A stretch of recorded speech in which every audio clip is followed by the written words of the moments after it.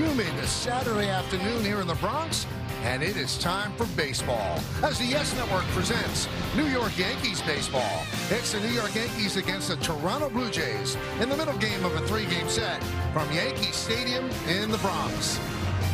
Hi, everybody, and welcome to Yankees baseball. Along with Paul O'Neill, I'm Michael Kay. Yankees won the first game of the series last night. They've now won 5 in a row, and they've climbed to within 3 games of first place in the American League East. And we've got a great pitching matchup for you in Game 2. This is a matchup that we had last week in Toronto. Dylan Cease right up there with Cam Schlittler for the American League Cy Young Award. He's going to start for the Blue Jays. For the Yankees, it's Ryan Weathers. You see that 5 and 7? That doesn't really tell the story because lately, Paul, he's pitched as well as anybody in baseball. Well, the name of the game for the New York Yankees is starting pitcher, and Ryan Weathers got off to a good start, overpowering fastball. All of a sudden, he has become a complete pitcher, a lot more off-speed, change-ups, two-seamers, but these last 5 starts, he has given the Yankees everything they need.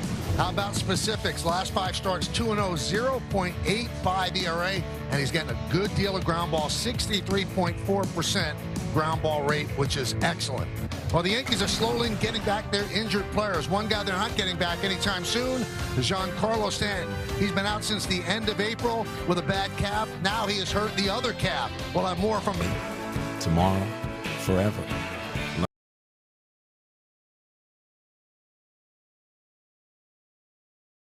The Bronx for Yankees baseball on Yes as the Yankees try to continue their winning ways. Game 2 of the series between the Yankees and the Blue Jays is set to get underway in just a little bit. Hey everyone, I'm Meredith Marakovitz. When you look at this Yankees lineup, one name that has been noticeably absent for a long time is that of Giancarlo Stanton. He originally went on the IL back on April 28th with a right calf strain, and earlier today, Aaron Boone said he will not be back in the near future, injuring his other calf while running the bases. Here's Aaron Boone with a little bit more on what's going on with Giancarlo Stanton.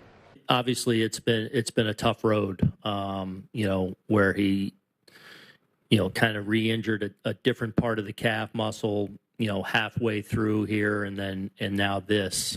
So tough news, and just, feel for G, because I know how bad he wants to be in there with us. And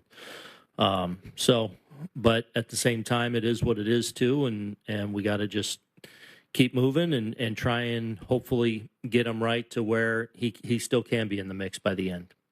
And while Giancarlo Stanton has not been ruled out for the 2026 season, time is certainly not on his side. There is a positive when it comes to the injuries. Cody Bellinger is expected back in the lineup tomorrow. We'll have more on that later in the broadcast. Plenty more to come here on the Yes Network. When we get back, Ryan Weathers gets the ball. First pitch next on Yes. Progress is always the goal. Game recognizes game.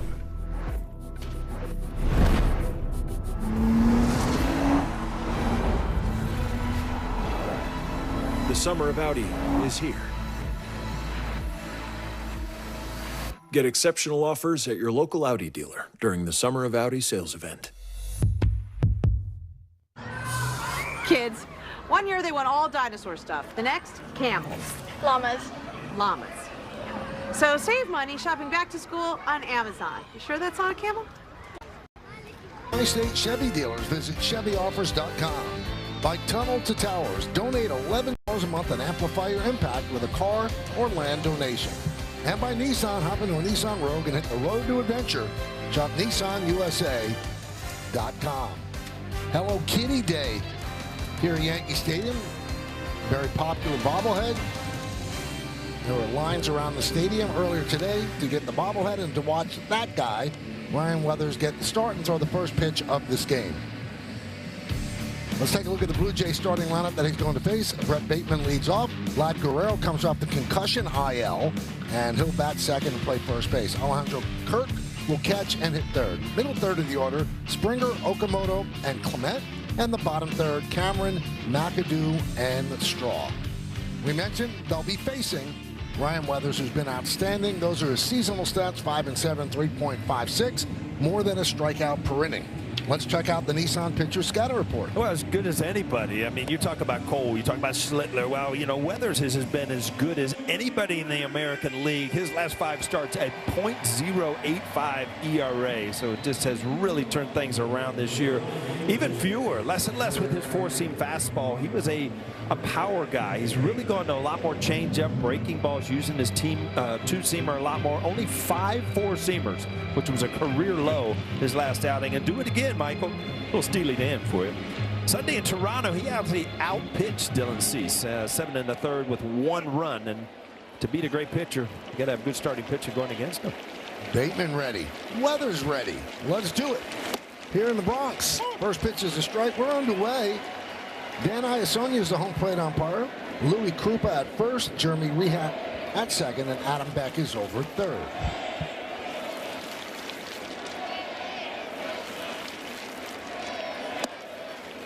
And another strike.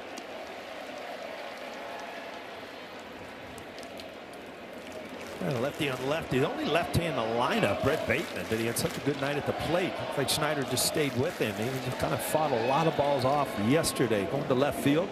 3 base hits. Way outside.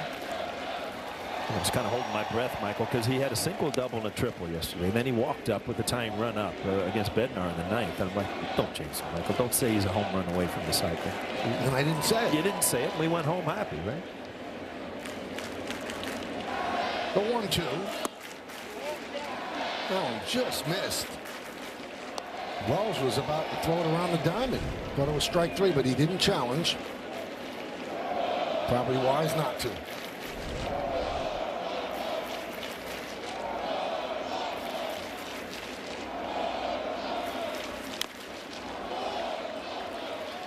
You mentioned the Yankees won 5 in a row.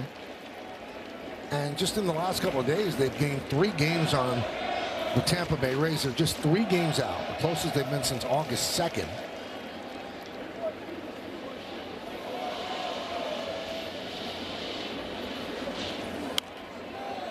Bateman battling. Take a look at the Yankee defense, brought to you by your local Tri-State Genesis retailers. Ramos, Grisham, and Jones left right in the outfield. Caballero, Lombard, Chisholm, and Garcia. That's third to first. Austin Wells behind the plate. Ben Rice, the DH, and Weathers is on the mound.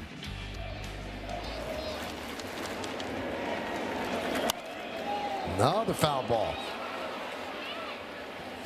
Check out what Dan Iasonia is all about. Umpire scouting report brought to you by your local Kia dealers. Considered pitcher friendly. 118 calls challenged. 75 of them overturned. He's the crew chief. Line drive. It is a base hit to right field. Nice piece of hitting by Bateman. Long at bat, fouling off tough pitches, and a leadoff single. Well, that's enough to drive you crazy if you're Weathers. I mean, a long at bat started off 0-2. All of a sudden, just off the end of the bat, just loops it into right field. And an 8-pitch at bat ends up with a base hit.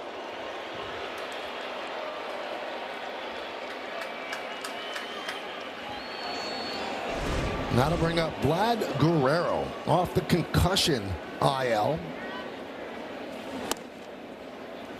Amazingly enough, he's been around the big leagues for a while now. This was the first time he's ever been injured, ever been on the IL. Yeah, that's amazing. In this day and age where, you know, if you get a hangnail, they're putting you on the IL. And, you know, he's been very durable, not having the year offensively that you're accustomed to seeing. But he's out there every day.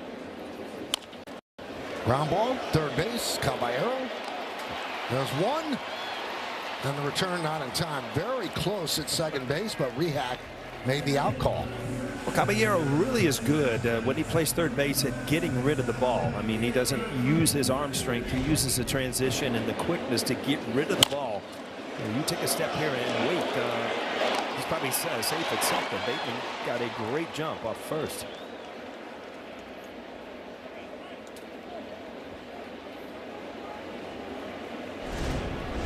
So here's Alejandro Kirk.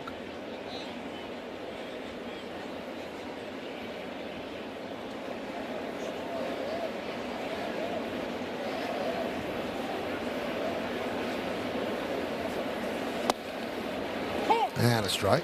Guerrero does have 7 stolen bases. Held at first by Garcia.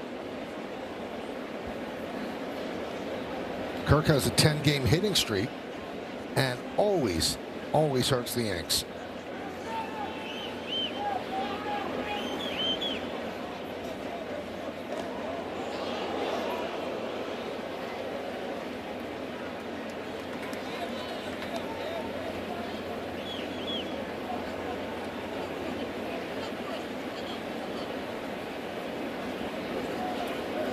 I don't think Vlad has fun out there, do you? 15-year contract, you have fun. Yeah, pays pretty well too, doesn't it?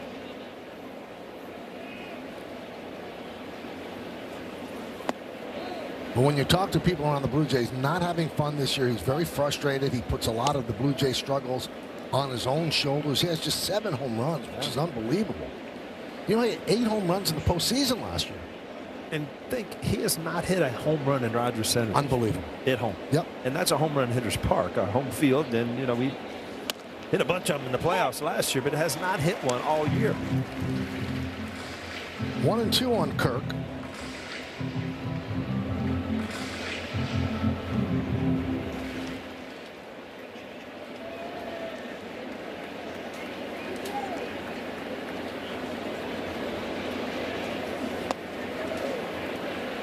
Two and two.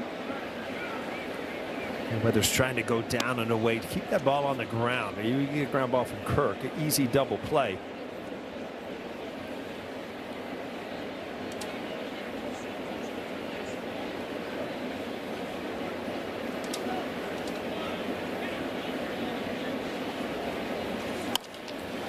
Looped and drops into center field for a base hit. Guerrero makes a turn. He'll stop right there. And Grisham runs it in halfway, then flips it to Lombard. So first and second with 1 man out. That'll bring up George Springer. Went to the 4-seam fastball, and one thing that Kirk does, if he's beat inside, he stays through it. And, you know, he'll just loop it into the outfield. See, he's beat. This ball's in on the handle, but he doesn't pull off of it. A lot of hitters, if you're beat, you start to pull off to try to get the barrel. He just fights through it. Will bloop it up the middle. Hit a ball last night, a big at bat for him to drive in a run to right field. So here is Springer. Pinch hit yesterday, struck out. And that pitch a little bit low, 1-0. Blue Jays in the penultimate game of a 13-game stretch where they're playing the best teams in the AL East. So far, they're 7-4 in the first 11 games. And since July 29th, they've gone 14-8. So they're a game and a half out of a wild card. Springer with a night off last night, and you saw that last swing, and he's been doing this for like a week, and Schneider's kind of tuning in where he looks like something is hurting when he takes a good healthy swing. There's a base hit through the left side of the infield. Chugging around third is Guerrero. The throw is cut off by Caballero. It's an RBI single for Springer, and it's 1-0 Toronto. Well, ground balls find holes sometimes. It's bad luck. You get your ground ball. If it's at the shortstop, it's a double play. This is a 2-seamer. What you want is a good ground ball double play. Just happens to find a hole on the left side. Ends up scoring Guerrero easily. I'm talking about Guerrero. He runs a lot better than you think he does.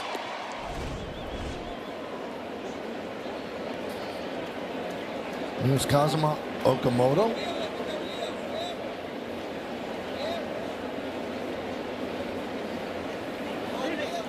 So 3 hits against Weathers here in the first inning.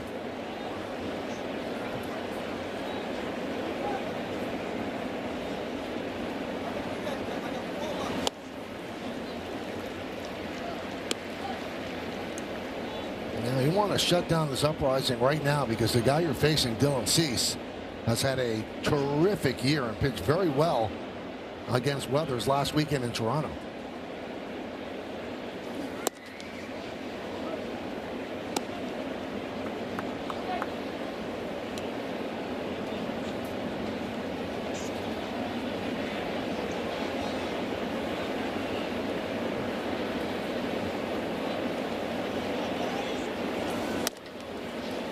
That was a strike. Like I was reading the game notes today. And every once in a while you read something, you're like, you know what, as long as I've been around this guy, I didn't know this. The first inning of a Major League game is the most scored inning historically in baseball. I didn't know that. You? I didn't know it, but it makes sense because that's the only inning where the lineup is exactly how you planned it to be. So it's your best hitters at the top. I think, I always looked at like the 8th and the 9th where you get desperate to try to get back in the game. That might be the first inning historically, the most scored inning in baseball. So it's my fact for the day. I love it. Swing and a miss. Okamoto down on strikes. Well, big strikeout there. I mean, as you said, Michael, and that's the good changeup. See the spin on that kind of going sideways, down and away. But you really got to limit the damage here. This is a huge part of the game right here with Dylan Cease pitching. You can't get them a crooked number here in the first inning. There's Ernie Clement.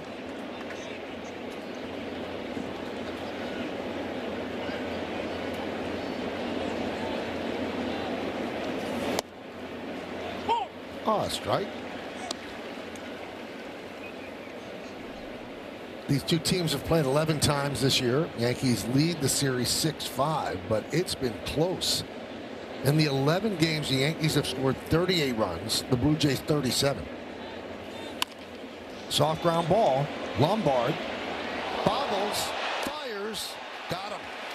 His strong arm saved himself an error right there and ended the inning. But the Blue Jays get 1 run on 3 hits. They leave 2. It's the Blue Jays 1 and the New York Yankees coming to bat. All right, Trent Grisham. Ben Rice follows, and then Elliot Ramos after him. Middle third of the order, Garcia, Jones, and Lombard. And the bottom third, Chisholm, Wells, and Caballero.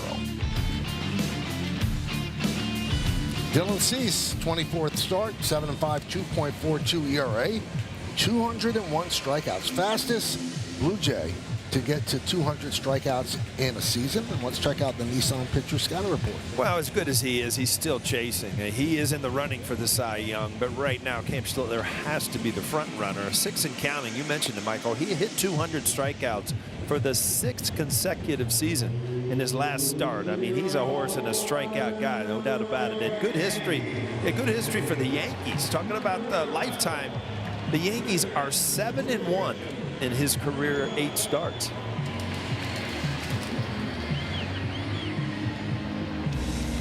Let's take a look at the Blue Jays defense, brought to you by your local Tri-State Genesis retailers, and we take a closer look at Vlad Guerrero. He is our Cargill defensive player profile. Plus 3 outs above average this season. That's 3rd best among American League first basemen. Remember, he started off at 3rd, and he's become a really good first baseman by a lot of work. And a lot of people rave about the job he does at first base.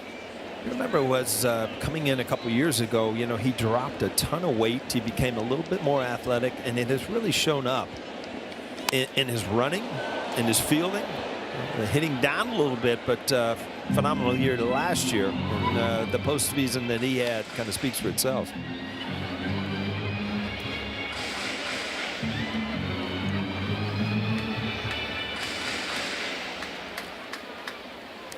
Oh, 1 on Grisham, who fouled the first one back.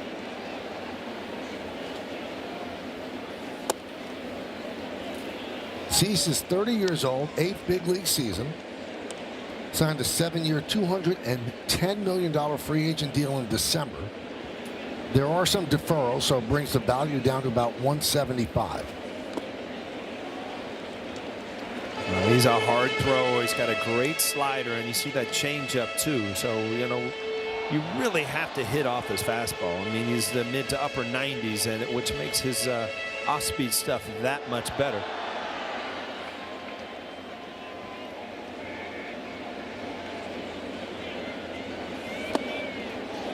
We told you it was hazy, overcast, and the lights are on here at Yankee Stadium, despite the 1:35 start. Hey, we were talking about the people lining up around the building today. I thought I missed the game time or something. I was like, well, we have 1 or 1:35 today. And Grisham with a leadoff walk.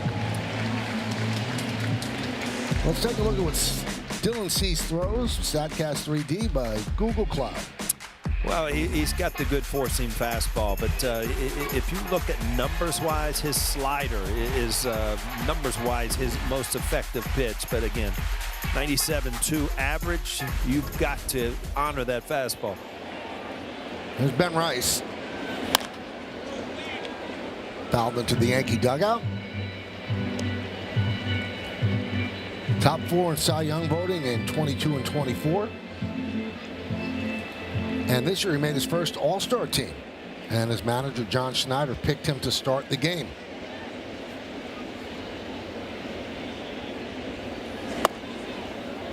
And thanks to Cody Bellinger and Ben Rice, he got 3 early runs of support. You watch his motion, a lot of hard throwers will really drop that arm, and he kind of holds it up there. The short armor, and he just creates a lot of arm speed even from that high position when he breaks the glove. In his career, he has never missed a start. Not a lot of these guys out there now. No.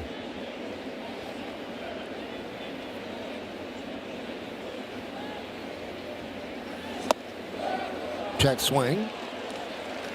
Adam Beck said no, he did not go. Again, we talked yesterday with Toronto Blue Jays having a terrible time throwing out base runners. And Dylan Cease, I think he's had more stolen bases against him than any other pitcher. And here we off again. Swing and a miss. Thrown out nearly in time. Oh, you're on fire today, huh?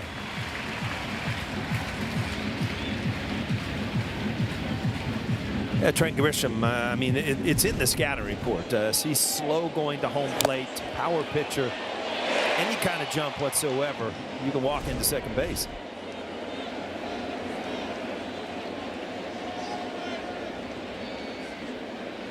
The 2-2. He moves the runner over to third with the ground ball of McAdoo.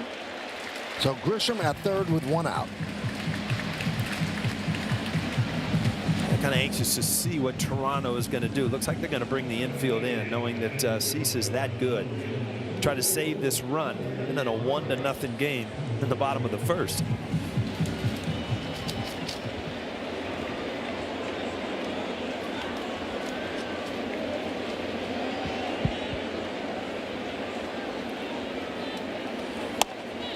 And the pitch to Ramos is a strike. 3 for his last 10. After a 1 for 30 slide, picked up his first Yankee RBI with a double to right field in Baltimore.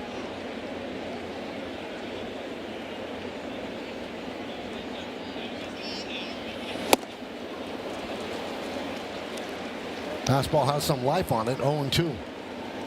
Yeah, this is where he really becomes effective. He's shown the fastball, and his slider is so good to try to get that swing and a miss from Ramos.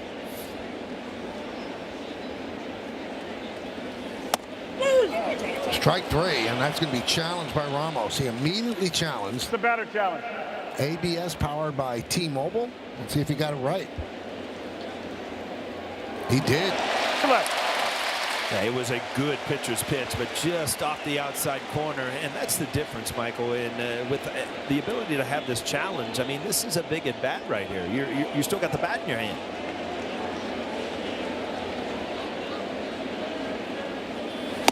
Swing and a miss. Power upstairs, 2-way. That'll bring up Luis Garcia Jr. And let's check out one of today's player props brought to you by Bet365, where winning is everything.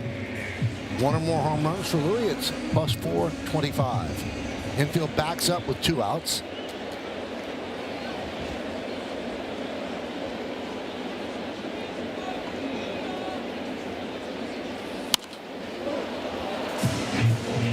Fouled away. You watch that at bat of Ramos, man on third base, infield in, 1 out, and it just certain pitchers always look like they had the advantage. And if you watch that at bat, it's like Cease had the advantage from pitch 1.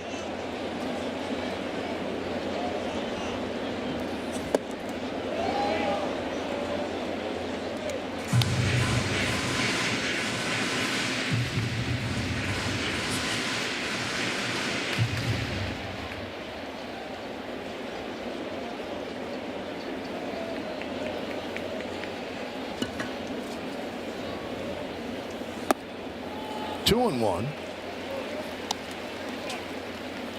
1-0 Blue Jays. Grisham's at third with 2 men out here in the bottom of the first inning.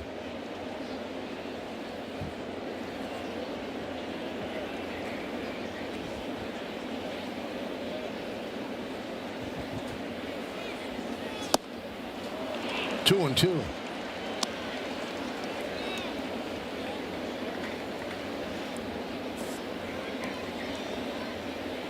Yankees have gone 20 straight games without a run in the first inning. And Paul told you that's when most teams score. 2-2.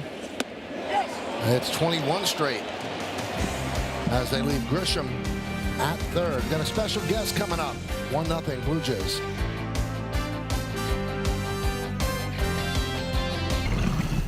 A stretch by Adkins. The set, the pitch.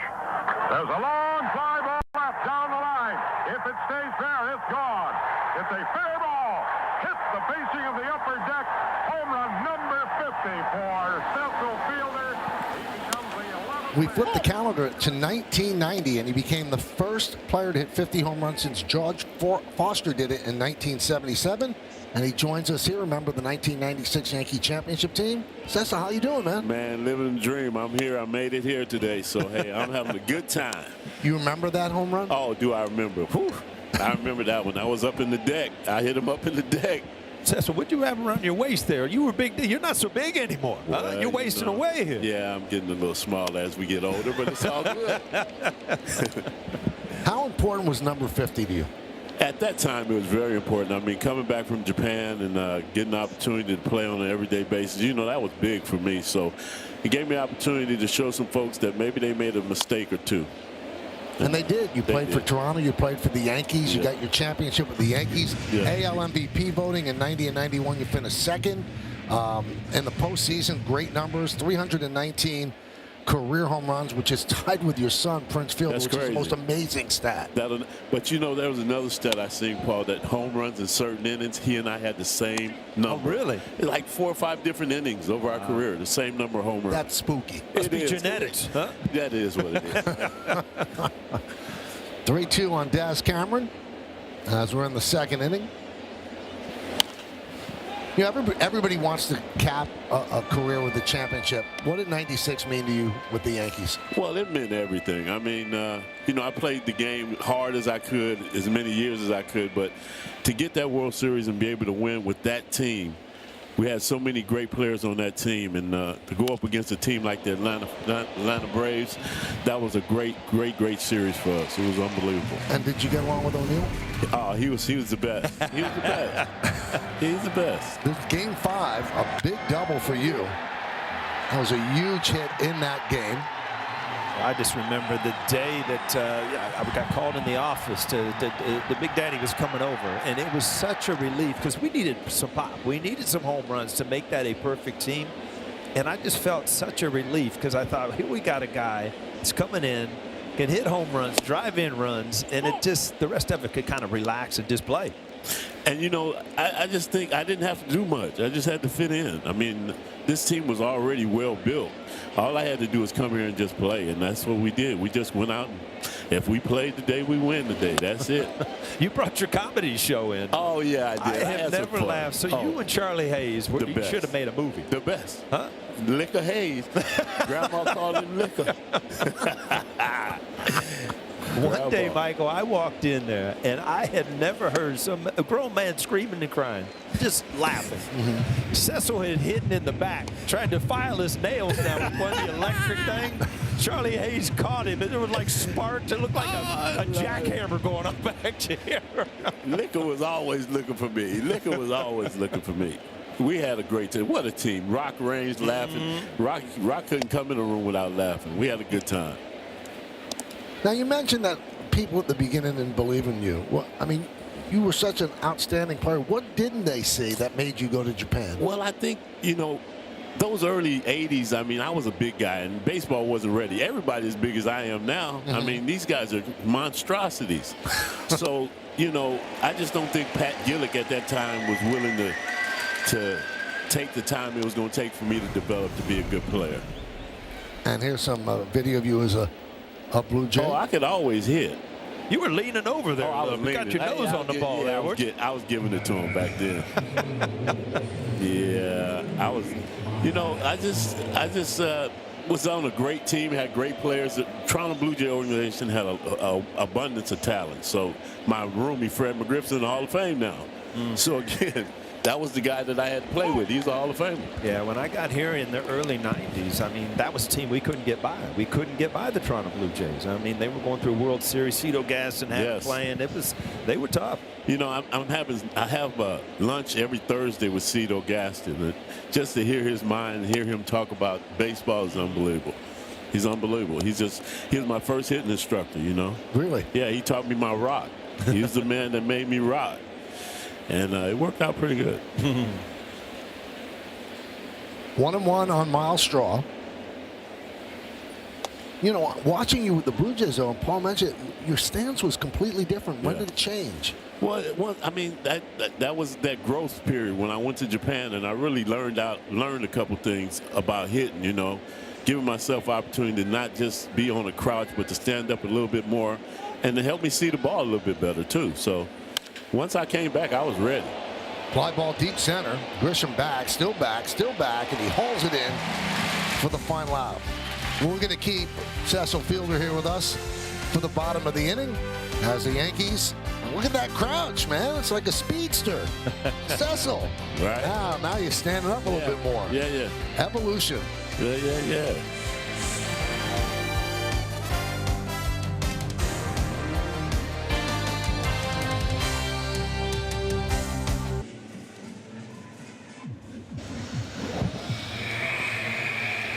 Everybody that was around the game back when Cecil was with the Tigers knew that that little guy was going to be a big leaguer because he could hit when he was little. That's Prince. And then this Terry Francona pitching to him. I remember he's 13 years old, Cecil. He's hitting balls in the upper deck at Tiger Stadium. Yeah, we kind of all knew that the kid was going to be a player. I told Mr. Illich, rest in peace, that he was going to be a big leaguer one day, and he laughed at me, but he didn't laugh when he had to pay him. And there's father and son. Is that close or what? It's unbelievable. It really is unbelievable. Now, I was on a cruise with you a couple of years ago. You have another son that looks like he's on the way. Oh, look just like that one. Really? Oh, he's going to be a hitter. Oh, he can hit. You think he's a big leaguer? Lefty. He got a chance. Really? No, How old? No. 10 years old. Oh, he's only 10. Yeah, I'm still working. I see that. Wow. I retired and you're still going. Oh, Lordy. Hey, enjoy this life. It's only one, right? I look at the game today, and you were talking about kind of how things evolved.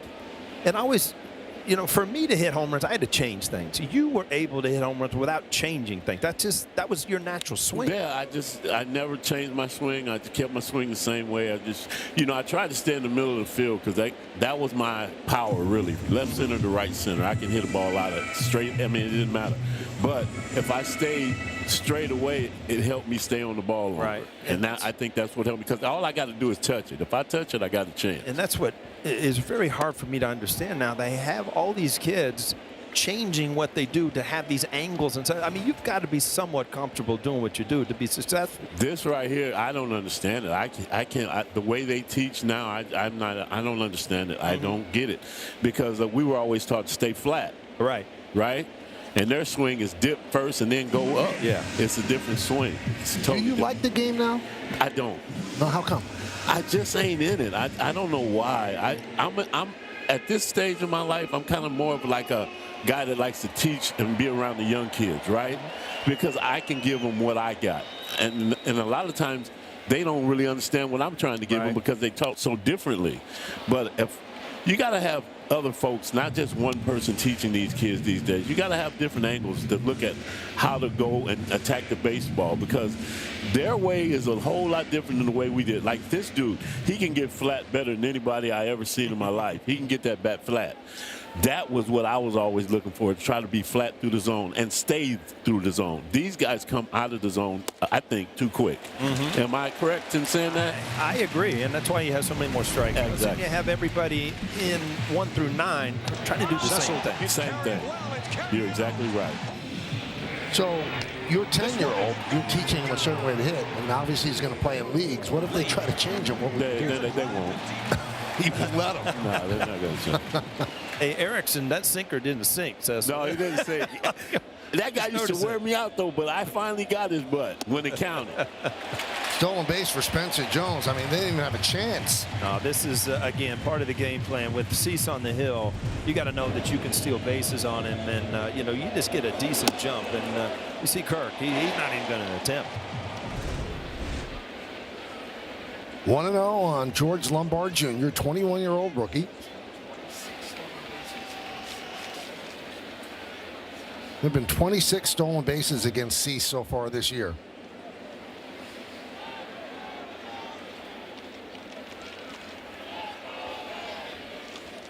Now, in '91, we said you finished second in the MVP to Ripken. Do you think you deserved it? I thought I deserved both of them.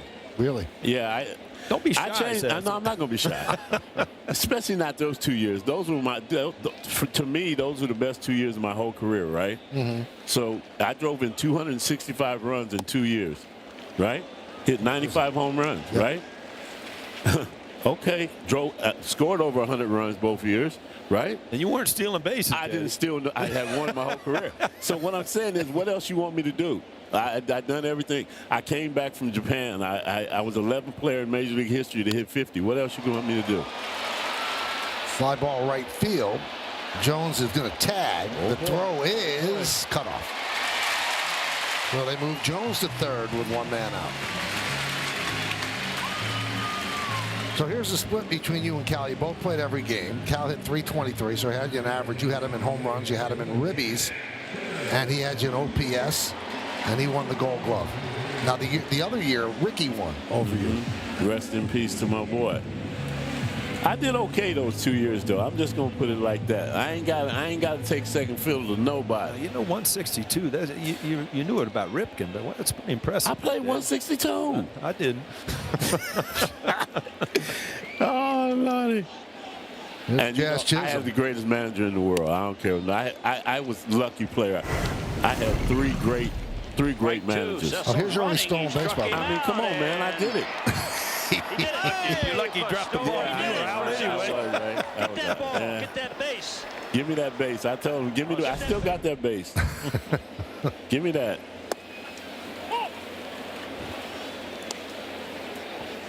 One and one. So you like playing for Sparky? I love playing for all my managers. I had Bobby Cox, Sparky, and Joe. I mean, come on. Pretty good. Pretty good managers. Sparky was he was my favorite, though. I got to give it to him. I love that old man. I ain't cried for no man, but when he died, I cried.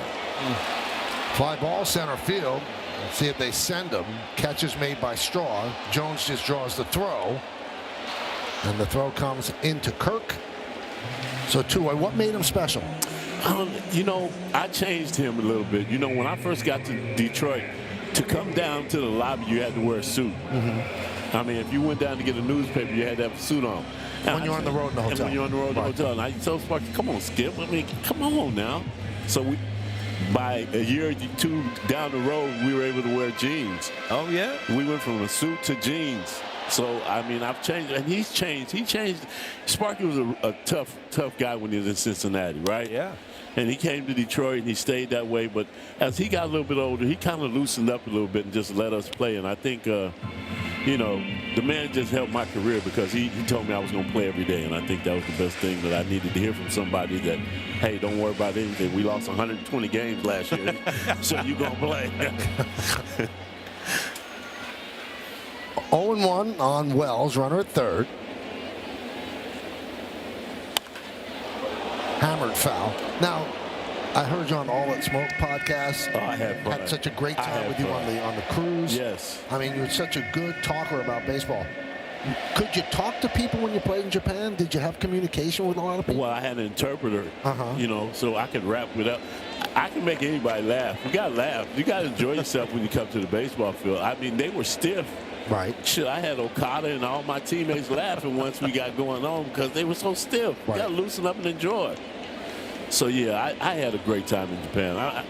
that was the making of something that was very special. That was a great time, not only for me, but for Prince and for my whole family, just to be able to go somewhere and be able to play. And now I just seen the CEO of Canon in the suites last night, and he told me, you know, you're a legend in Japan. Really? That's pretty cool. That is. 1-2. Now, did you learn Japanese at all? Skosh, ne? Skosh. A little bit. How was it like playing for Torrey? Oh, man, that dude's so damn easy. He was so easy. I mean, he just enjoyed his players, and he let us play. Would you say that? Oh, there's just go play. As long as you played hard. That's it. Never say a word. No, that was it. Now, if he had something to say to you, he'd say what he had to say now. Yeah. But that's the thing about a great manager. He's going to say what he got to say. So you got to be able to do that. You had his walk down. Oh, I had that walk. I had that walk. I in the outfield like Joe. Hey, listen, I thought that man was going to fall every time he walked to the mound. I said, like he was walking into the wind. I like, oh, he's going to fall. He's going to fall. Ah, he's good, man. That's a good man. The thing we did over in Tampa with him was awesome. Yeah. Yeah, it was awesome. This is so fun. Thank you. Anytime, you're always welcome in I here. appreciate all Very of good y'all. seeing you, man. Very nice. There he is with the Tigers championship with the Yankees. What a career for Cecil Fielder. Thanks for coming by. You got it.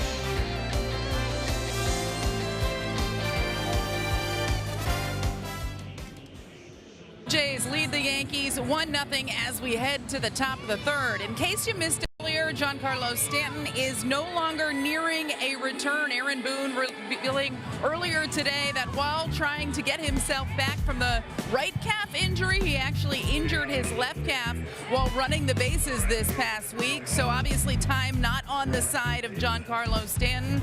Aaron Boone did not completely rule him out for the 2026 season, but obviously it is going to be tough for him to make it back, guys. You can almost not believe it with Giancarlo Stanton. He originally went on that IL on April 28th, and we have not seen him since. We know when healthy how great he can be for this team in the lineup in the batter's box, but we just have not seen it a lot this season. All right, so that was the bad news today, Meredith. Some good news on Bellinger, right? Well, Michael, he was in the clubhouse earlier today, and he said he is ready to go. He's expected to be activated off the IL tomorrow, so pencil him in for left field. Bellinger told me that yesterday during the rehab game, he had to make a couple tough defensive plays, one where he kind of spun around in the outfield for an over-the-shoulder catch. Another one was down the line where he had a sprint to get it. He said those two plays alone told him that he was good to come back, as Caballero not able to make the play right there as Bateman reaches as the first base runner of the inning. But Michael, obviously good news to get Cody Bellinger back, but now you wonder what they are going to do in right field. Will it be Spencer Jones? Will it be Ramos playing a little bit of right? The Yankees are going to have some decisions to make. That's the injury report brought to you by Montefiore Einstein, the official hospital of the New York Yankees. Bateman with an infield single. Here's Guerrero, reached on a fielder's choice. I got to tell you something, Paul. I'm sure you feel the same way. You've got to feel for Giancarlo Stanton because he wants to play, and his body is betraying. And when you look at Giancarlo Stanton, he looks like an action hero in a Marvel movie. Yeah. And you can't believe that his body is giving him such trouble. I mean, he might not be able to come back even if they get to the World Series. Calf injuries take forever. Yeah, it's a muscular thing, and every time he seems to push it, it seems to backfire on him. And really, it's a disappointment for the fans, the Yankee organization, and especially for him. 1-1 to Guerrero, and Boone articulated this, pregame. This guy is so respected in that room. The players love him. When he talks, everybody listens. He's in every single hitter's meeting, and when he's in the lineup and he's clicking, I mean, what a force. I mean, you look at some of the past playoffs. I mean, he kind of took over the offense for the whole team. Oh, he helped them get to the World Series in 2024. Keeping Bateman close.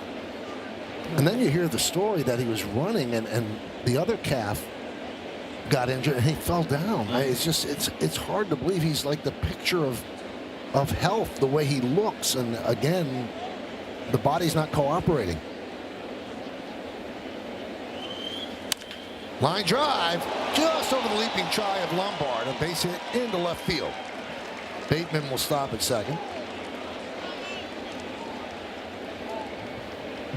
Well, Bateman squibbed one, and then this ball was just smoked right off the bat. Guerrero, line drive. Lombard Jr., I mean, this is a missile right over the glove. 110.2 off the bat. Yeah, while we were talking to Cecil, I mean, first inning, second inning, both times, man on third base. Yep. The Yankees were not able to get the run across the plate. And these innings become that much bigger with Cease starting to find his groove out there. Here's Kirk.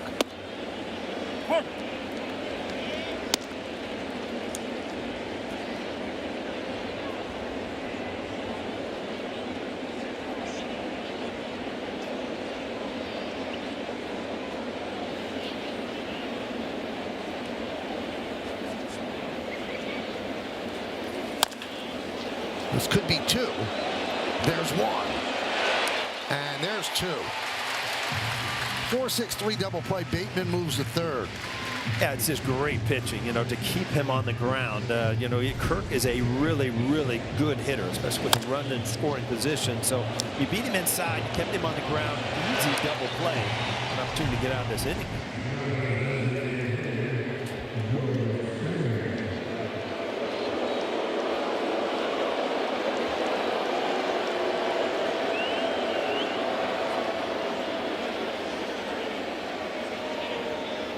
I saw you talking with Wells about something. Now he seems like everything's fine. Springer drove in the only run of the game in the first inning, RBI single. And there's a strike.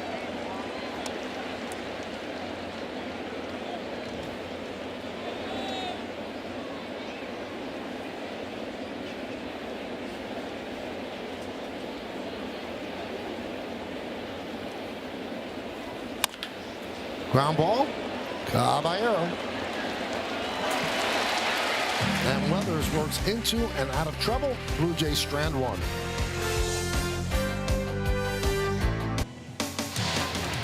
Yankees baseball on Yes is brought to you in part by the New York Lottery. Play today and start imagining your win. By your local Tri-State Genesis retailers. Learn more at genesis.com.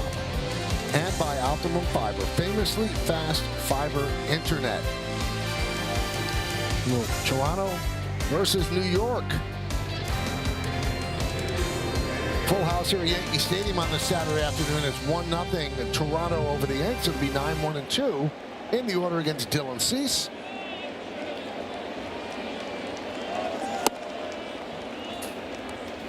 Play FanDuel's Daily Dingle for free every day for a chance at a profit boost if your selected player hits a home run. Then here are the featured home run odds for today's players. Caballero plus 1,500. Grisham plus 650. Well, you see the game plan, Paul. Yankees get on, they're going to run. Yeah, they're going to run, and you see a lot of guys swinging early in the count. And I've always told you, Michael, there's certain guys that you're not afraid to get 2 strikes on. Cease is not one of those guys. He's a strikeout pitcher. You don't want to get him in this position where he's 0-2. He's just got too many things to work with.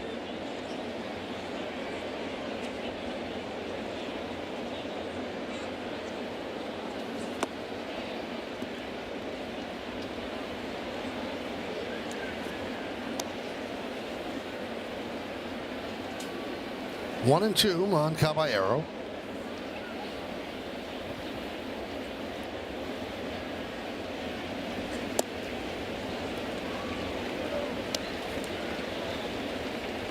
So it's August 22nd, and Caballero's tied his career high with 44 runs batted in.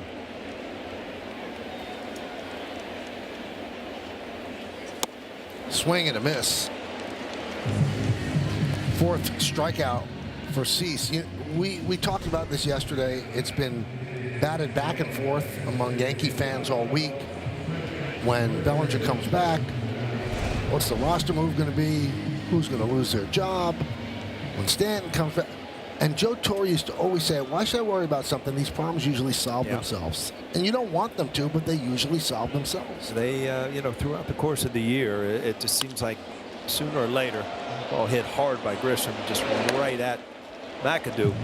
But yeah, again, you have injuries, you have bumps and bruises, you've got guys that need a few days. So yeah, you can usually sort it out. I mean, obviously, Aaron Judge, somebody comes back like that, things are dramatically going to change. But for the most part, they do work themselves out. And then, the talk was, well, if everybody gets back, who's going to lose playing time? Well, now, okay, the DH spot is open again. Yep. So maybe no one misses playing time.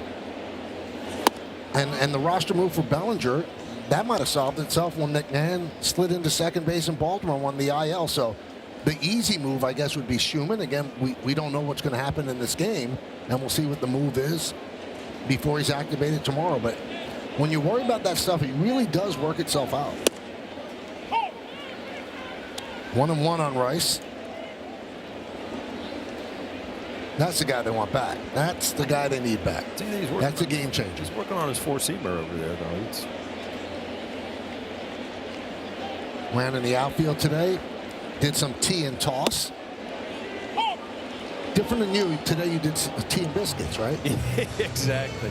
Got my workout in there. A little tea and biscuits. Well, that's a good sign there. That's not an easy job. I mean, I'm sure he's antsy. He wants to just go see exactly how much he can do, but I think he also realizes that any kind of step back is going to put his season in jeopardy. So you got to do it the right way.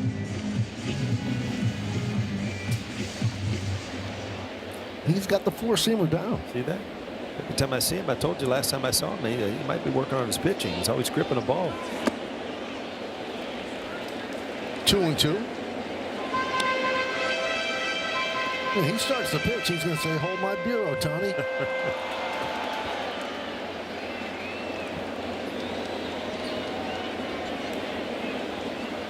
Two balls, two strikes, two outs. Swing and a miss. So Cease is sharp over the first three. Yankees trail the Blue Jays 1-0 as we go to the fourth.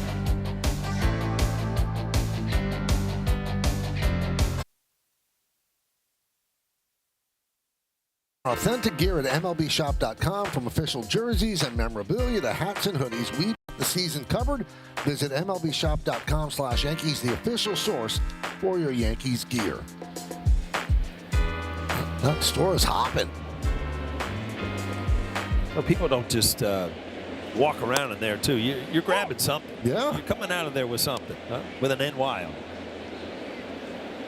It's like when Neville goes to Neiman Marcus. He's coming out with something. It's not an empty bag, that's for sure. The 0-1 to Okamoto. 1-1.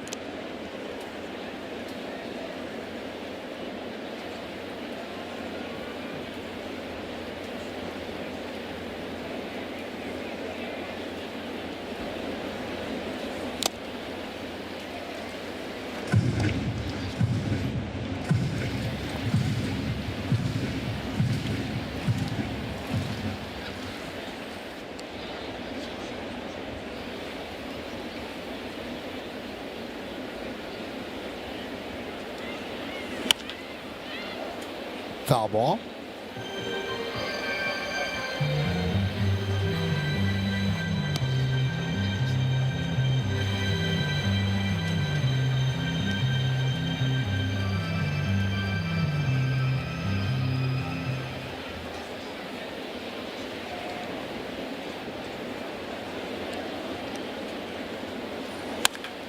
Cracked to left field. On the run is Ramos. He's going to have to play that off the wall, but it bounces over the wall into the seats for a double for Okamoto. Weathers has had this going on where leadoff hitter's getting on base and he's pitching from the stretch the rest of the inning. The breaking ball here probably does not get to the inside corner. It just hammers it to left field. Okamoto, when you watch, when he hits the ball, he hits it with authority. He's had 26 home runs on the year. We talked about yesterday. He's already broke the Toronto Blue Jays rookie record. Here's Ernie Clement. Garcia in on the grass at first. And a strike.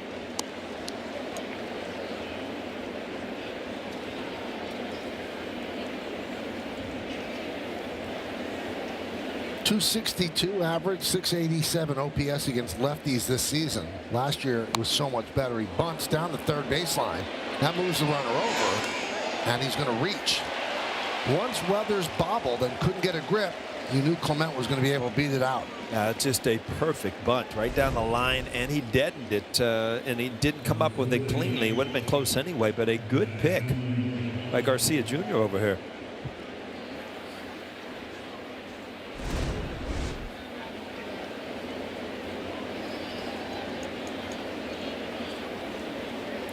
Waiting to see how they score that. You couldn't ask for a better bunt. I mean, to put that thing right on the infield grass before it gets to the dirt and deaden it, it looks like a base hit to me. Yeah, it is a base hit.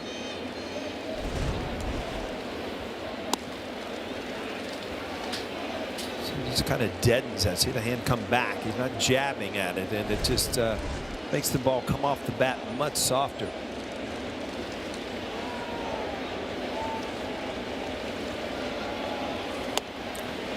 I remember Phil Rizzuto used to always say on the broadcast when I was growing up that the best way to bunt is make believe you're trying to catch the ball with the bat. Does that sound right? Yeah, I mean, you don't want to jab forward with it. You have such a tendency to pop it up and, you know, hit it too hard. And everybody assumes that, you know, everybody should be able to bunt. And, you know, if you don't work on it, bunting can be difficult. If you take it serious every day, yeah, you get to be pretty good. You see so many times, you know, the analytics don't like bunting, don't like moving guys over. You just see so many times that defensively it puts pressure on you. You know, an errant throw, you know, a mishandled ball. All of a sudden, you're setting up a big inning, and it just, you know, it always keeps pressure on Weathers at this point. Now, with the, you know, runners on, now you got to make perfect pitches to try to limit damage. 3-1 on Daz Cameron. 3-2.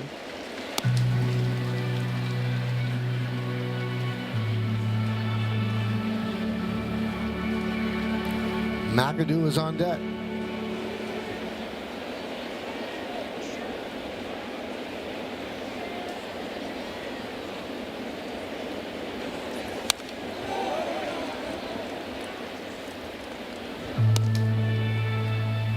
Cameron started the season in South Korea, hit well in 43 games, and then he knew major league teams were interested, so he got a release, and the Blue Jays signed him to a minor league deal. He got called up when Guerrero got the concussion. Swing and a miss. That's a big strikeout for Weathers. Yeah, it is, and he went with a strikeout pitch with a 3-2 changeup. A lot of guts right there. You can't walk him to start a huge inning, but now you got an opportunity to get a double play and get out of this off-speed pitch, and he's just way out in front.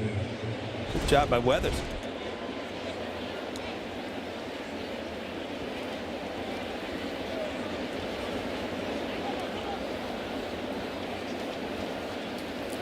So here's Charles McAdoo.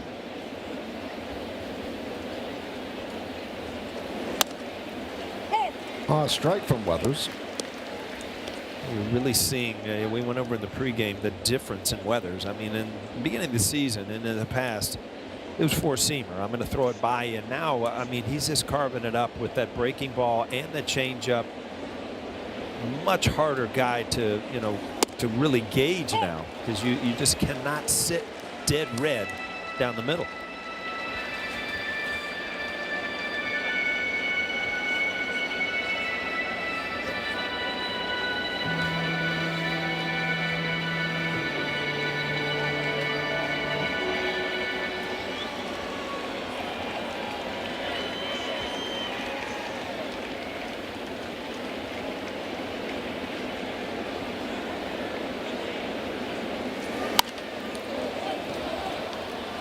Fouled away.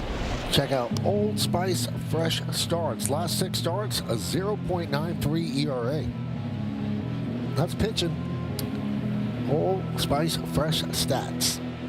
Yeah, he showed him that fastball outside the strike zone. Would really expect him to go back to something off speed and get a swing and a miss.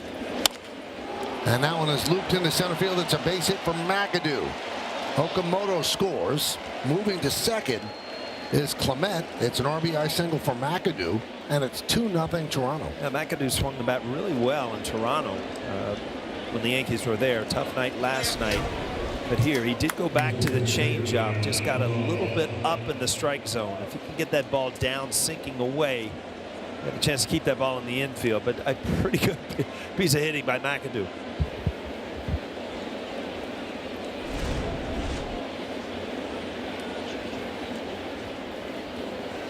There's Miles Straw.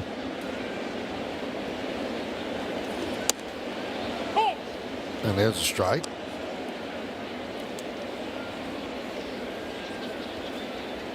So we've detailed, the Blue Jays took it to extra innings, Game 7, World Series against the Dodgers.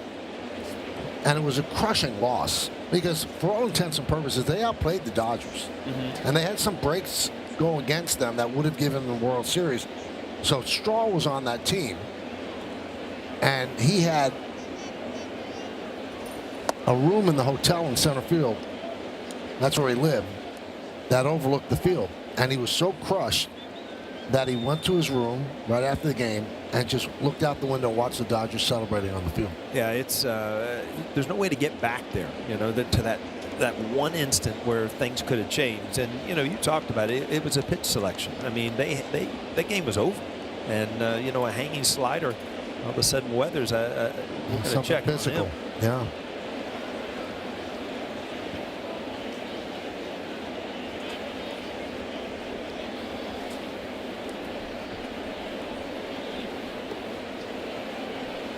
Wow, and he's going to leave the game.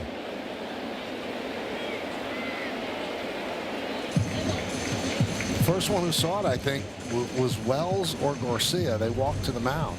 Let's see if we could see anything here. It was kind of a weird release, and yeah, something hurt there. Just hope that it's nothing major, but he is past kind of his career high in innings, so. Wow, that is tough. He's been pitching so great. Yankees will have to get somebody in here. They'll have as much time as they need to warm up.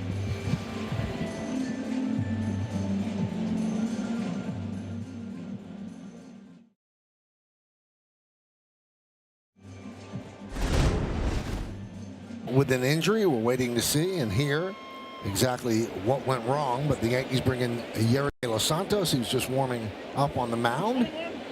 Didn't warm up in the bullpen as much time as he needed, but being a reliever didn't take all that long. So he inherits a 1-1 count on Straw.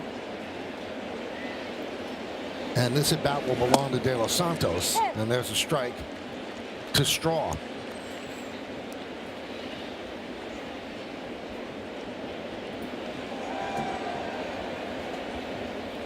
First and second, one man out.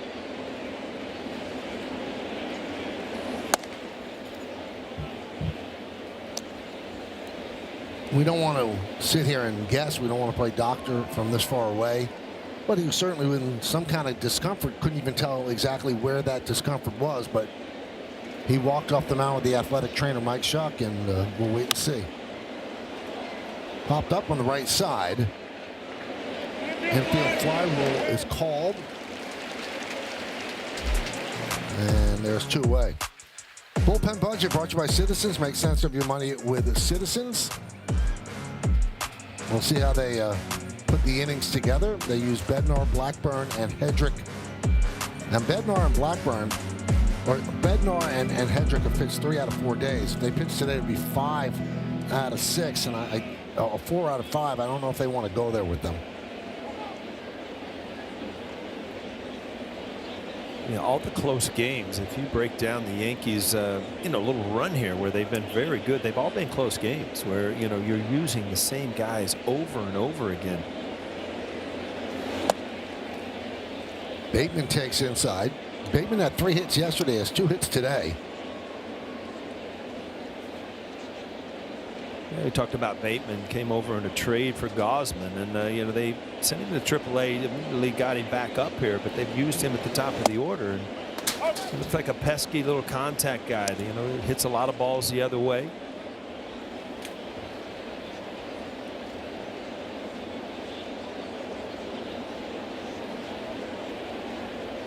University of Minnesota, the old Golden Gophers, Mike. 2-1 on Bateman.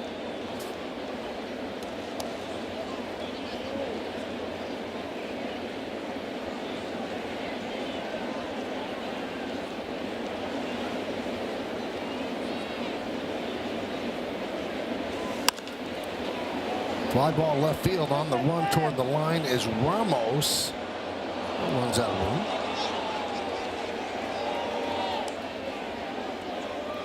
Well, the sun has burned through some of the clouds, so field right now is bathed in sunlight. Lights are still on. And there is one happy fan. You bring your glove. Ball gets tossed to you by Elliot Ramos. Your day is made.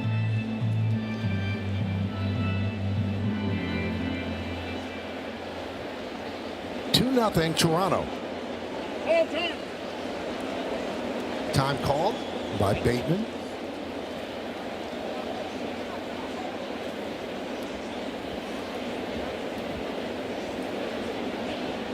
Lads on deck. 2 on, 2-2, 2 outs. And they got him at second, and a bad throw into center field. The runner's moving up. And the throw to second is late.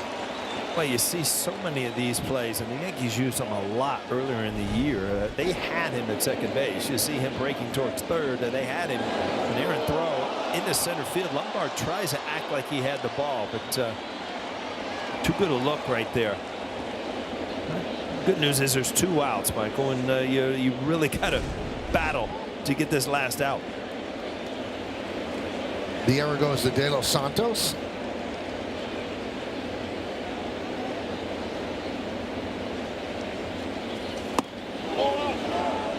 Just missed the outside corner, and the count full.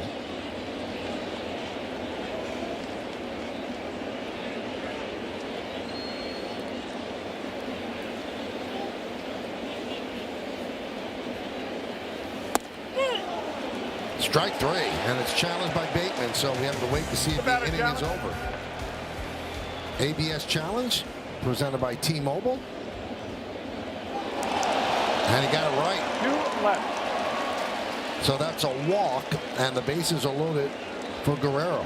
Well, some pitches are bigger than others to get challenged, and this keeps this inning going on. And Bateman seemed to know it, and Wells seemed to think he knew it. He was walking all the way to the dugout, but had to come back. You got Blake walking out here to settle things down. I mean, you got bases loaded. You got to remember you got 2 outs. You get the hitter.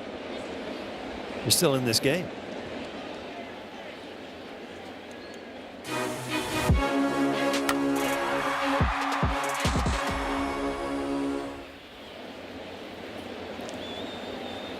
Tough customer will be at the plate. That Vlad Guerrero reached on a fielder's choice and scored in the first. Single to left in the third.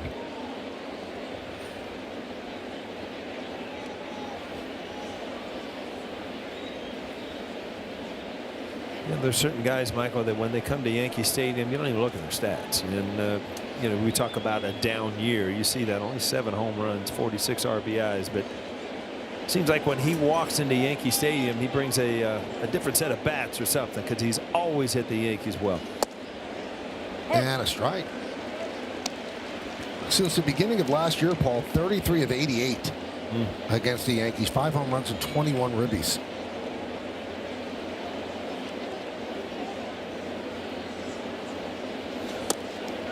It's a nice stab there by Wells. 1-1. De Los Santos on a relief of Weathers, who left the game with an injury. It's 2-0 Toronto with Cease on the mound, so he's a big batter in this game.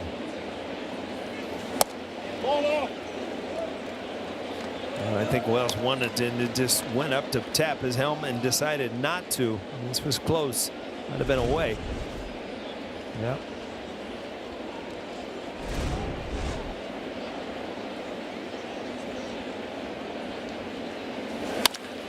Grounded. And off the glove of Jazz. He recovers and makes the throw to first, and they get a Guerrero. That was hit so hard that he had the time to misplay the ball, recover, and make a strong throw to Garcia. And the bases are left loaded.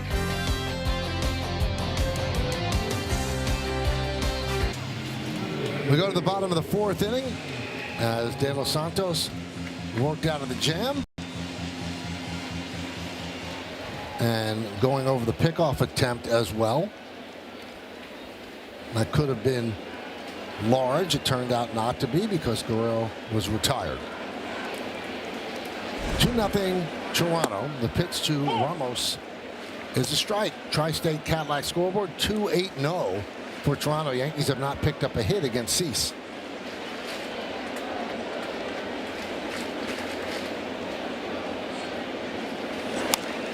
They have gotten a runner to third base with one out twice. They were not able to plate that runner.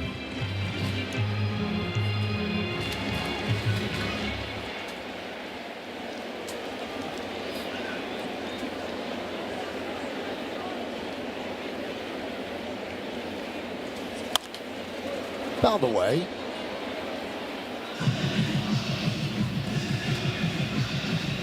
So the Yankees have played 52 games this year where they've allowed 2 runs or fewer, which is really amazing. There's one other team that has the exact same number. That's Atlanta. So that's how good their pitching has been, and their bullpen as well. 19 of their last 22 games have been decided by 3 runs or fewer, and they're 11-8 in those games.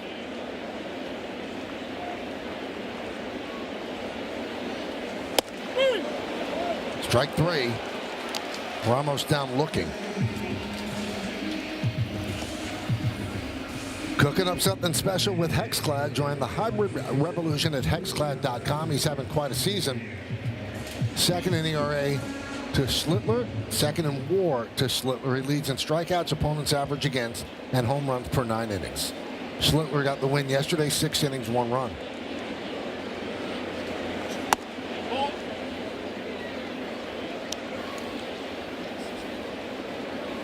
He's got a lot to work with. You've seen a lot of the sliders to righty. Then you know, you've got a bigger curveball, knuckle curveball, and 95 plus with the fastball. So yeah, you could see why he lights up the book with strikeouts. Ground ball to McAdoo, 2 away.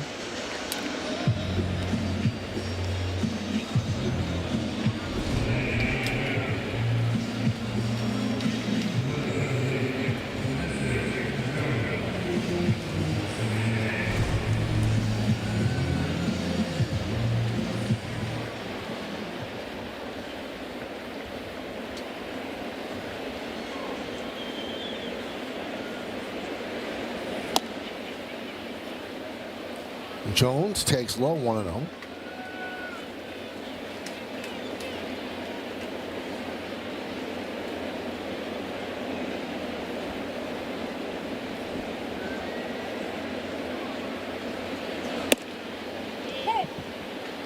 One and one. Jones walked and stole a base in the second inning.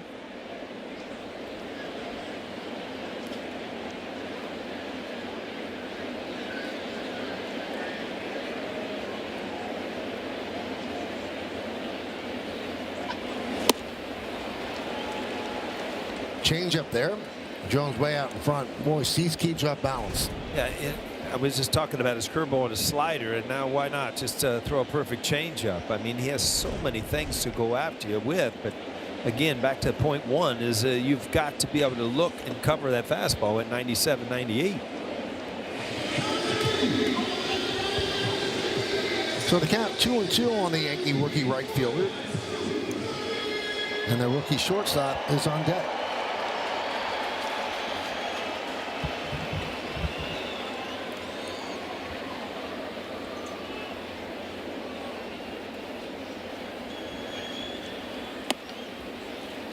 3-2.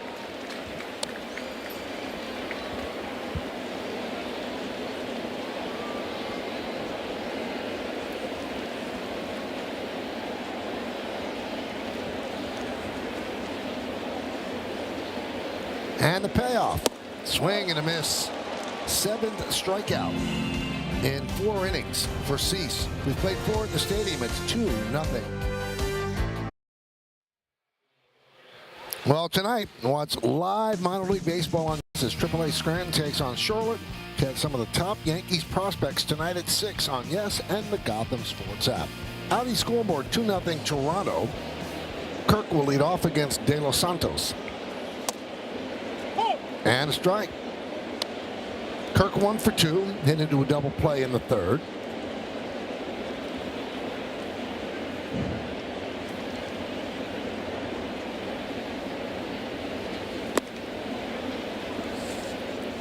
One and one.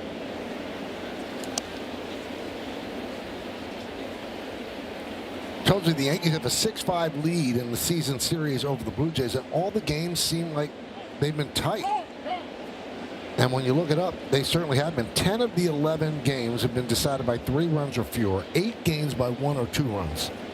Yeah, it doesn't seem like a big deal either. You beat them more than they beat you. But if you look at the way the division was decided last year, because Toronto beat the Yankees more times. 1-1.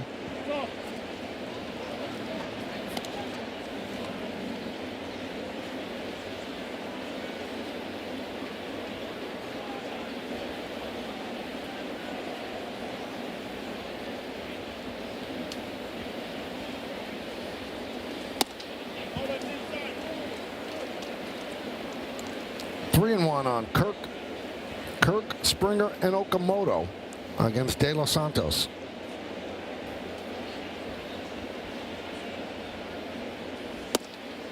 And a strike.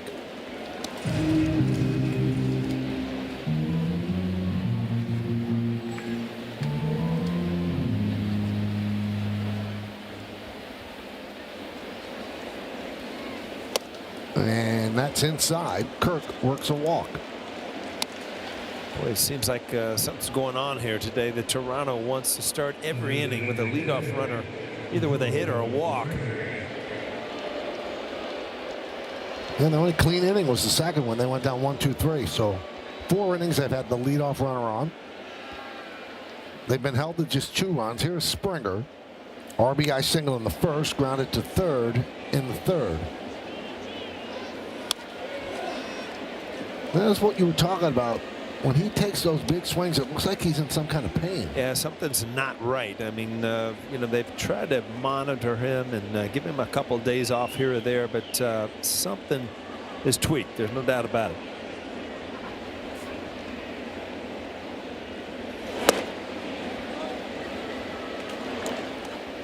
He's in the final season of a 6-year, $150 million deal with the Blue Jays. He's given them pretty good production over that time. 36 years old, 13th big league season. 2-1 on Springer.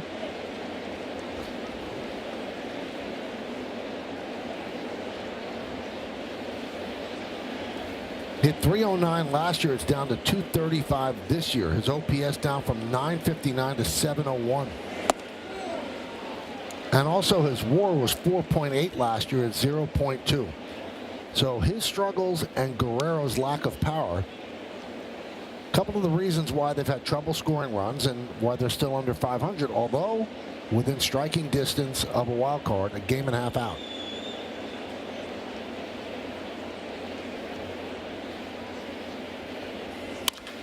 Ground it up the middle and through for a base hit. Kirk stops at second. Grisham gets the ball in, so a single for Springer, who's 2 for 3. And that'll bring up Okamoto with nobody out. Springer's hit a couple ground balls, and both of them have found holes. Again, to keep the ball on the ground, you see that ball kind of sinking down. Ground ball, but it finds a hole up the middle. This ball's hit at lumbar. Easy double play, but that's not the case.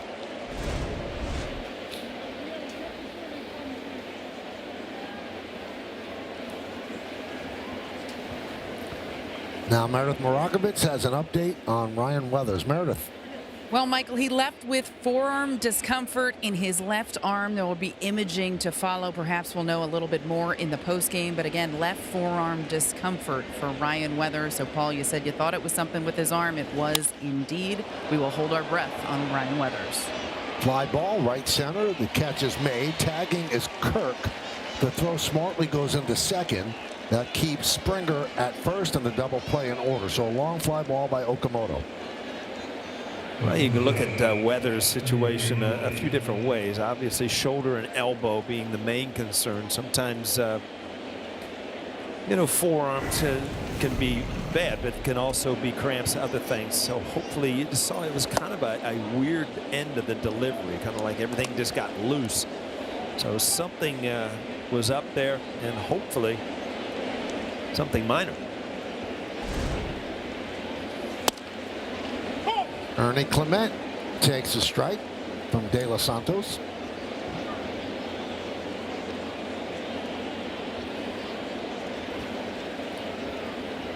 Nine hits for Toronto. The Yankees have not had a hit against Cease. Clement swings and misses. Kind of a wave, 0-2.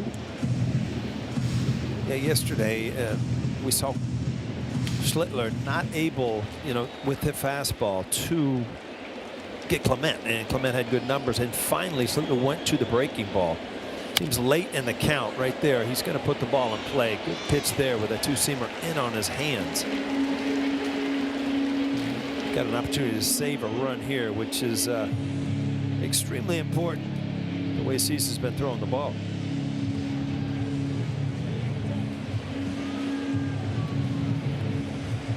Now to bring up Daz Cameron. Well, now they're going to pinch hit for Daz.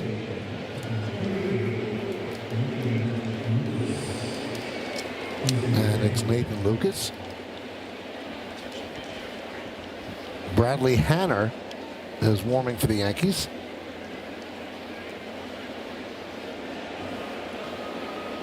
So they send up the lefty hitting Lucas against the righty De Los Santos.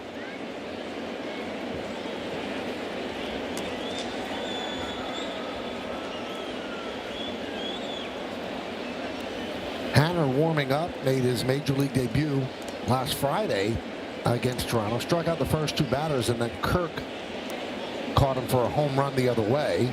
So he gave up 1 run in 1 inning.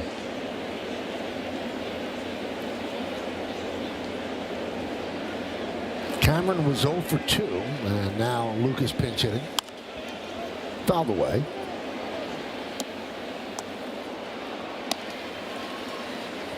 Well, the Yankees, if you look at it, have really done a good job at limiting damage. I mean, it's 2-0, but you look up at the scoreboard, 9 hits so far for the Blue Jays. And it seems like they have been putting pressure on the Yankees every single inning. Another big at bat right here.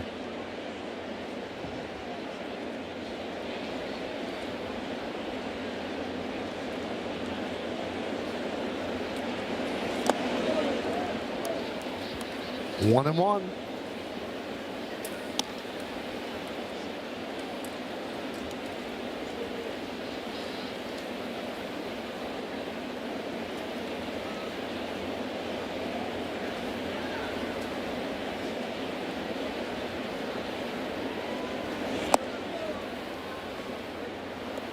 Two and one on the pinch hitter.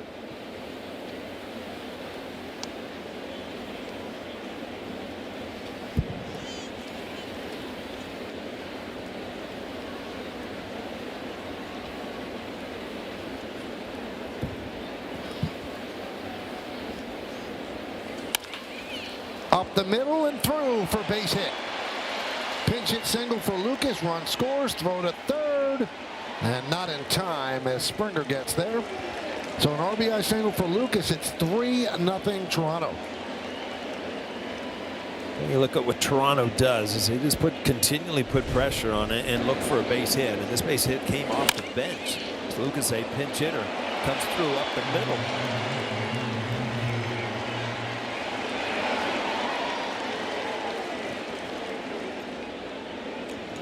Lombard gives it a good effort, just no opportunity. This ball was hit pretty hard on the other side of the bag.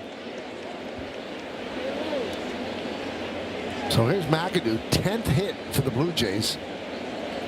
We're in the 5th inning.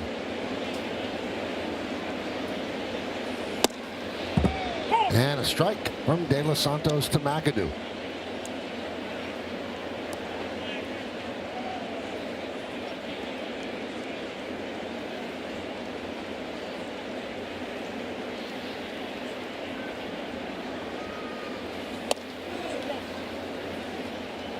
One and one.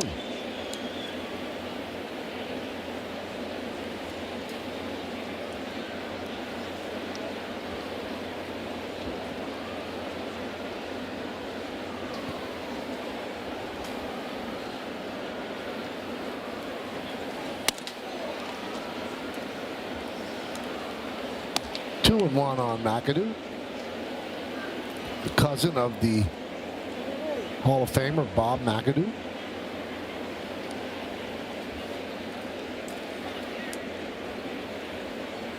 Warner goes from first. That one's ripped foul. Whoa. Springer got down in a hurry. Now he's telling McAdoo, keep it fair. Yeah, it's all fun, but there is no reaction time whatsoever when you're leading off. I mean, there's just, you saw Wells getting out of his crouch to throw the ball, and the ball just hammered down the line.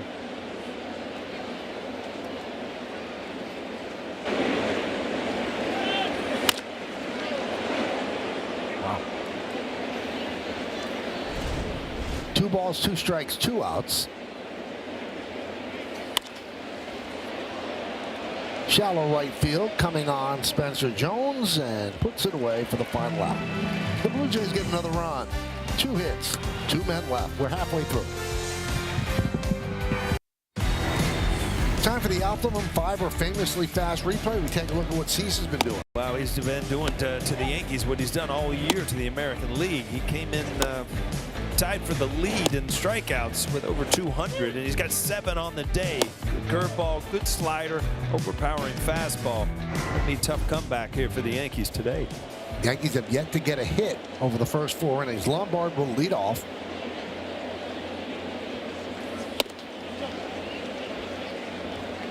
Only base runners are two walks, and those 2 walks, immediate stolen bases. Then they moved to third, each with 1 out. And the Yankees couldn't get them in.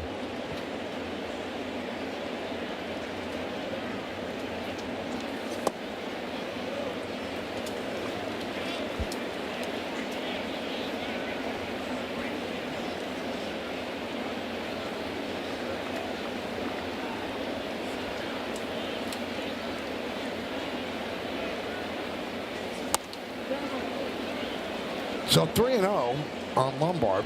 Outfield's changed up. Strong moves from center to left. Bateman from right to center. Lucas takes over from right, and there's a ABS challenge powered by T-Mobile, and they're wrong. It is a ball, so it remains 3-0.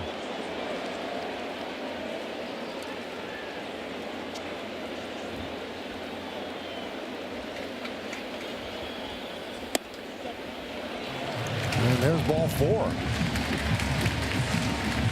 Lombard has 1 stolen base in the early goings here in the big leagues. Yeah, I think that you really have to continue to try to put pressure on the Blue Jays. I mean, Curtin doesn't even attempt to throw to second sometimes. So if you can get a jump, talked about how easy it is to steal a base on Cease, even though you're down 3-0.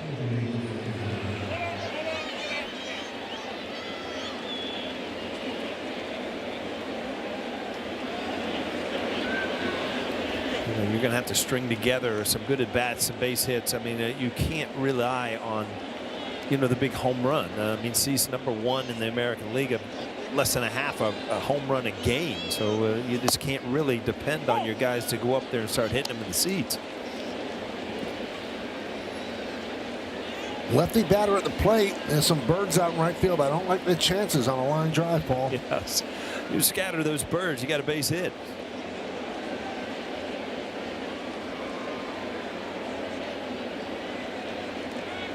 Trying to keep Lombard close.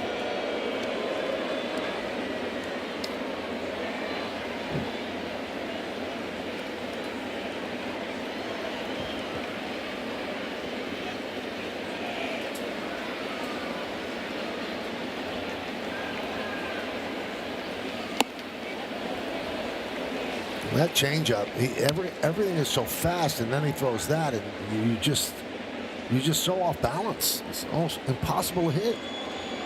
Yeah, Jazz almost double took that to the point where he was just going to hack at it anyway.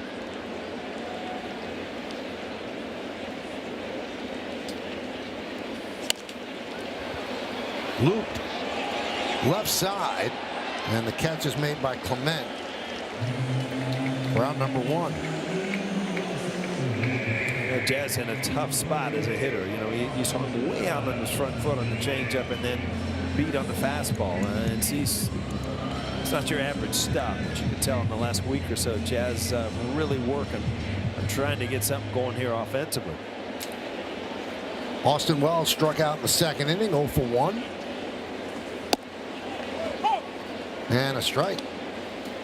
Last week, Cease went 6 1/3 against the Yanks and threw 104 pitches. He's at 73. When you look at this game, I mean, you start thinking, Cease, well, he's only got 73 pitches, and the one guy that they really can rely on is Varland out in the bullpen. So not an ideal situation for the Yankees to be right now.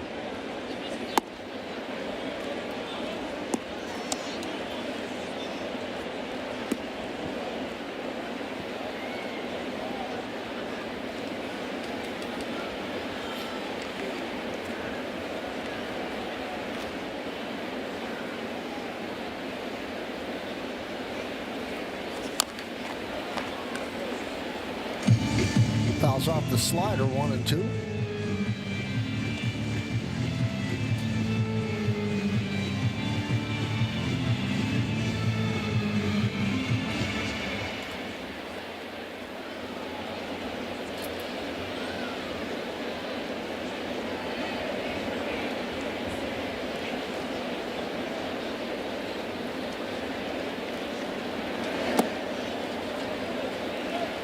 Misses the outside corner with the change, and the count 2 and 2.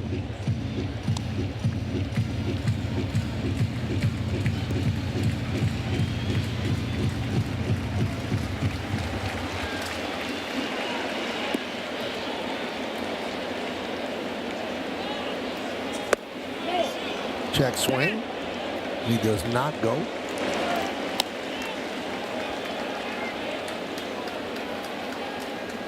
So will they send Lombard on 3-2 with 1 out? Guerrero plays in front of him as he holds.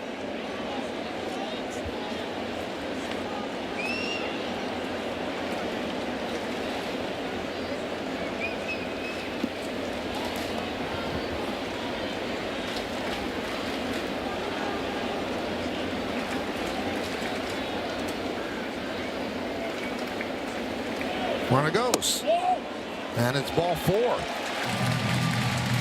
So now 4 walks by Cease, and the Yankees bring the time run to the plate. We talked about the first inning, the second inning. You know, you had opportunities with a man on third base, didn't cash in. Another opportunity here with only 1 out. You're going to need a big hit. Caballero, you've got Grisham on deck.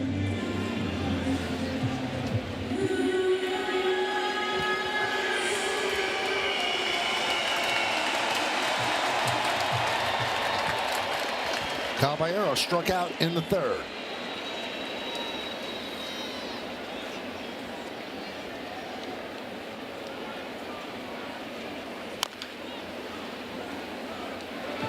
And you're right, Paul. They're swinging early because they don't want to get the 2 strikes with this guy. Well, again, I mean, he has such an advantage because he has so many things to go to. And, you know, it's not like he has walked some guys, but it's not like he's not going to challenge you. So first pitch you get might be the best one you're going to see.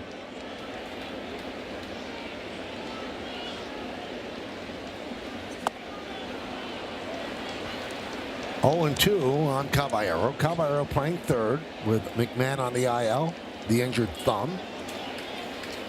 Well, you see some of those swing and misses, Michael, on that slider. I mean, they're not even close, which just goes to show you that hitters aren't picking up the spin, the change in the velocity. It's not like it's a big old breaker sideways. It just kind of dips, and Yankee hitters have not been on that slider all day.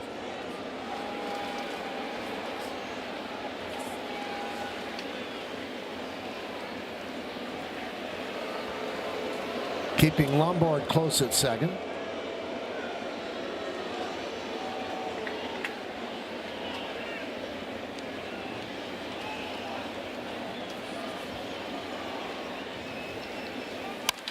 Line drive, it's caught and turned into a double play. Took an RBI single away from Caballero and turned it into a 6-4 double play. We played 5 innings in the Bronx. The Yankees are being no-hit by Dylan Cease. They're trailing 3-0.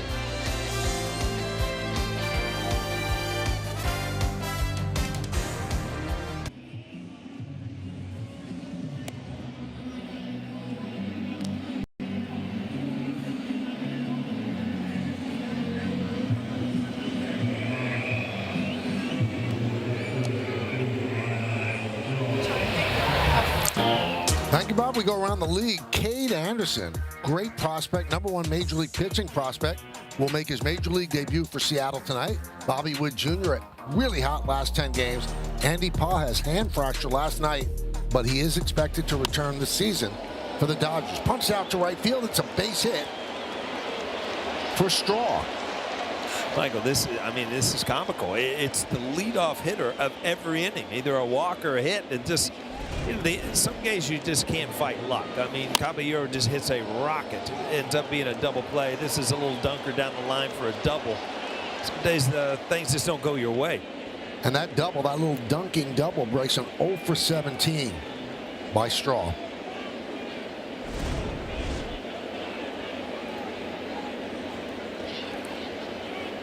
So here's Brett Bateman. He bunts toward third. Nobody covering third, so that will go to first. Sacrifice successful as Straw moves to third base. I guess Caballero was just checking to see how far he was. He had to kind of hold the ball so he just wouldn't round third, but obviously nobody's at home.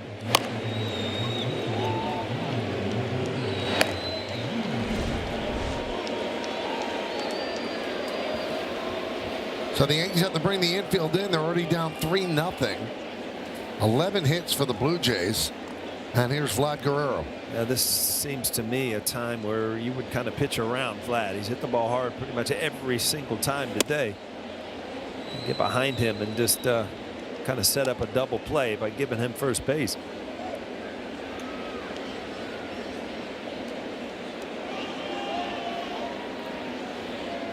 This will be the 40th pitch for De Los Santos on in relief of Weathers. Popped up, shallow right field. Is anybody going to get it? Oh, what a play by Jazz Chisholm. And he holds Straw at third. He took a base hit away from Guerrero with a sparkler in shallow right field. He actually just just flopped his glove up to keep it in there. But this, every once in a while, you just get a glimpse of the athleticism of Jazz, and that's why it's so frustrating at times. And then to realize what's at stake here, he just threw it out there, and knowing that a guy's on third base with you running away from the play, you got to kind of pirouette and get the ball back in. Phenomenal play by Jazz.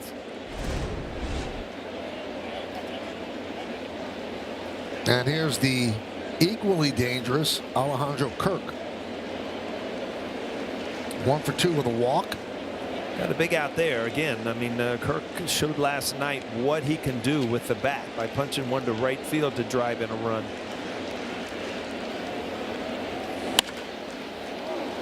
Wow. Nice play out in right field.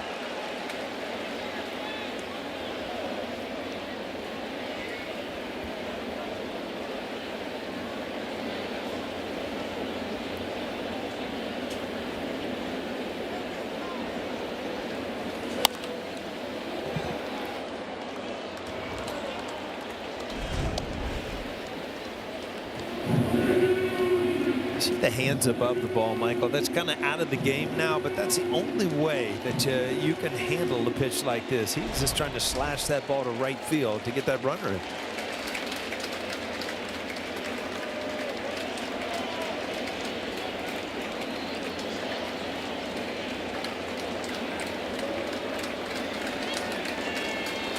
0-2 on Kirk. Chopped slowly to short. Wow. Bad hop. Lombard stays with it for the final out. So the leadoff double is stranded. We go to the bottom of the sixth.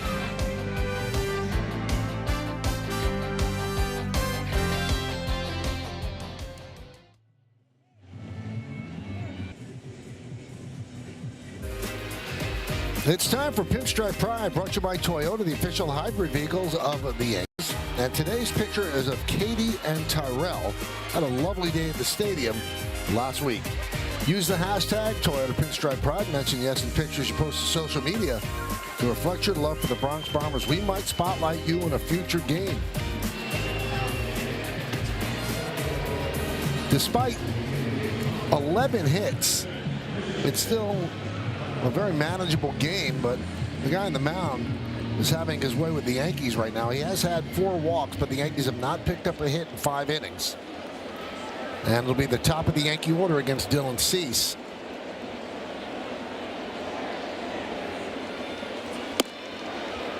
And a strike to Grisham. Grisham has walked, stole a base, and grounded to second.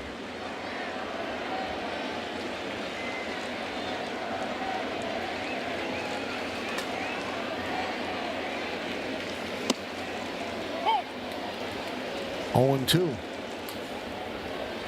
The Birds got tired of right field, Michael, and moved over to the left. They kind of hang out together.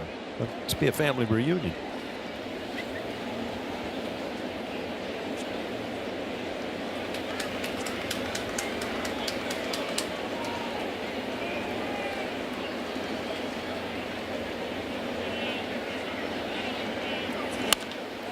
Grounded foul. Check out the ERA leaders in the American League, brought to you by your local Tri-State Buick dealers. Schlittler leads with a 2.16, followed by Cease at 2.33. You see the rest of the top 5.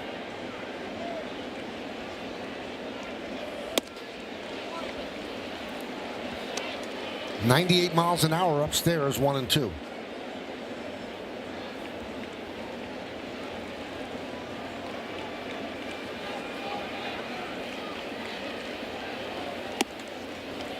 Two and 2. Grisham has walked, Jones, Lombard, and Wells. The only Yankee base runners.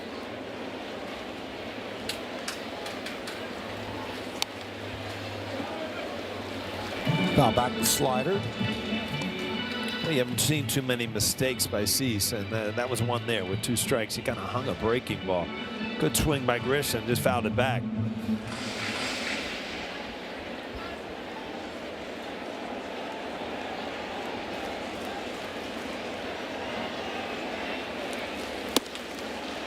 Three and 2 on the Yankee leadoff hitter and their center fielder.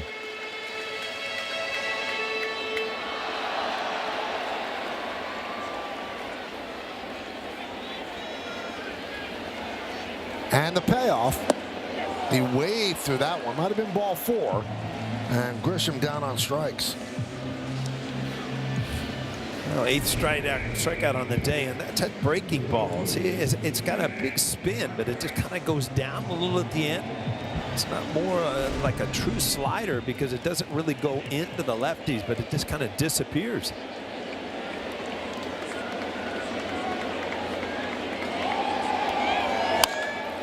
Ground ball first base off the bat of Rice. And Guerrero takes it himself, 2 down.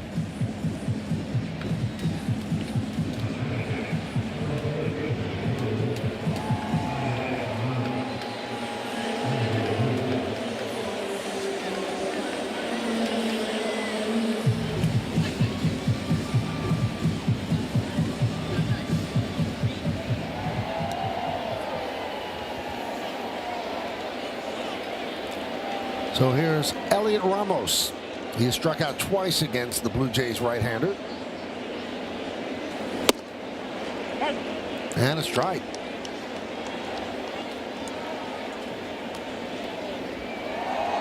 Cease has pitched a no-hitter. He did it on July 25th of 2024 in Washington.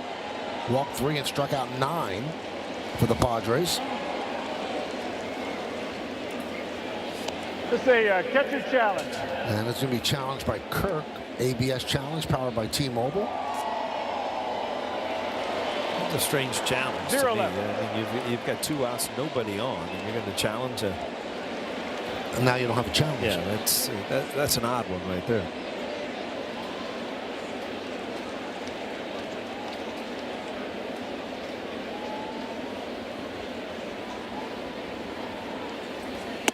You almost get the sense, Paul, although it's been in the minor leagues for a couple of years so people could study it, major leaguers are flying blind. They don't seem like they're getting the high leverage aspect of it, and that you have to keep one in your pocket. Yeah, I think that, you know, by having to go so quick, I think sometimes you react instead of really think the situation. Right. Because as you said, that was not near high leverage. It's 2 outs and nobody on. Yeah. So what?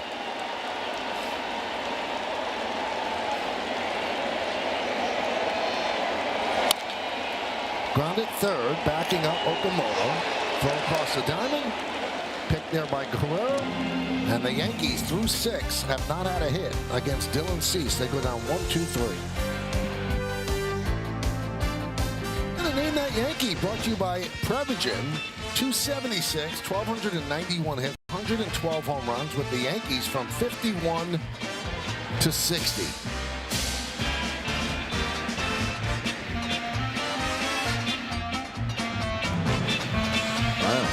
Some old school stuff there, Mike. I think you're right on it, huh? I think I have this one. I thought this was going to be an easy one. I thought, like, we had Big Daddy in the booth. I thought we might throw Cecil up there today. Huh? I will tell you one thing, though. That is misrepresented. It's not a 6.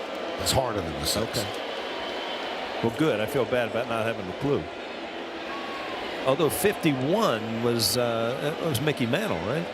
I would say it should be an 8, closer to a 9, as Bradley Hanner takes over on the mound.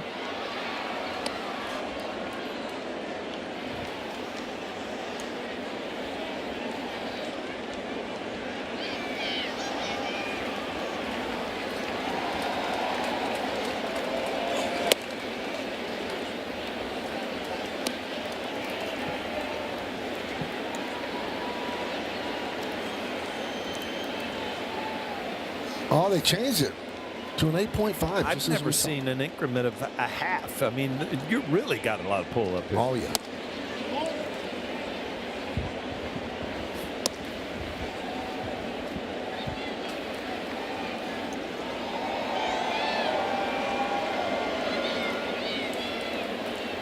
Game is kind of slogging along. So do you want to share with our audience, Paul, what I taught you between innings that you didn't know? I'm still doing it. So snapping your fingers is right. Charlie, Michael's son, and Michael has told me that it's not the fingers going across, but it's the index finger smacking against the pad of your hand. Right. And now that I really, because if you use your other finger, you don't get the sound. So it is. I did learn something today. Fly ball to Ramos. He comes on. He can't make the play on the dive. Springer will pick up a single. Well, Ramos coming in on the ball. And, you know, I think he runs, you know, kind of rough with what I mean. If you're running rough, the ball moves a little bit. You see glasses falling, everything falling. And believe me, this is one of the tougher plays as an outfielder. The ball hit right at you on a sinking line drive. But a ball that, you know, you can watch him make here or there, just in and out of the glove. So base hit for Springer is third. Here is Okamoto. Michael, was that another leadoff hit? Or what? Yes, it is. Yes, it is. Goodness. Every inning but the second. And they have 12 hits, but just 3 runs.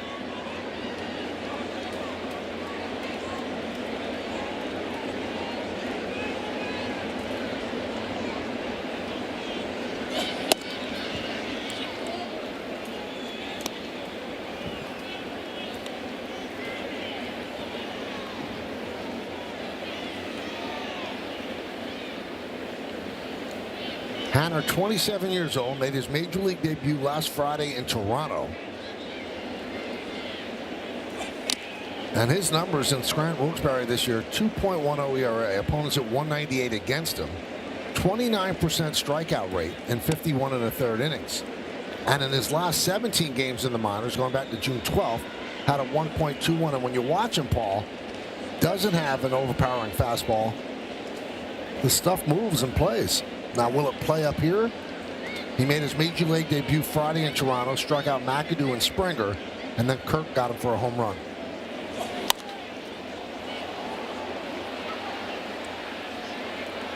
Popped up behind the plate, and the catch is made by Wells.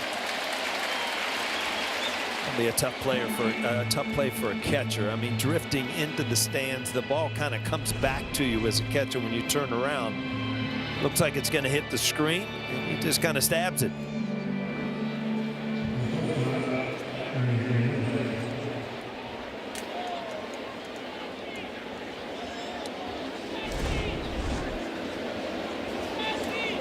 So here's Ernie Clement.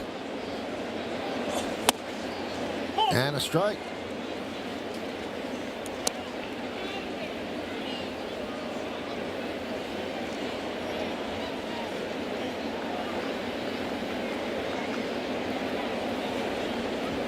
Boy, if I'm one of the Yankees and I'm leading off next inning, I'm so glad to see somebody up in the bullpen.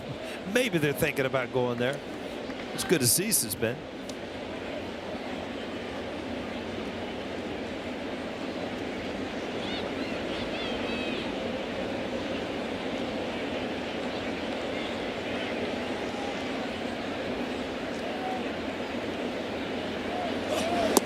Way outside.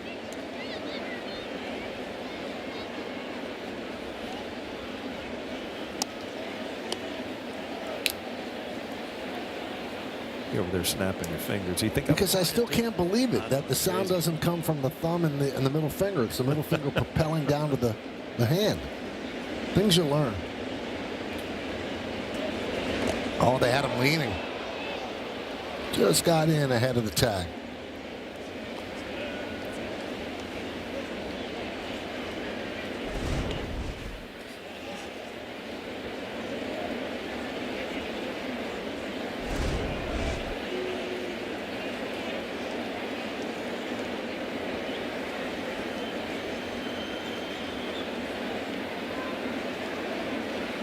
Runner goes.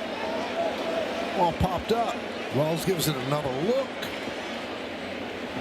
Runs out of room. Help America's Heroes. Donate $11 a month and amplify your impact with a car or land donation. Go to t2t.org.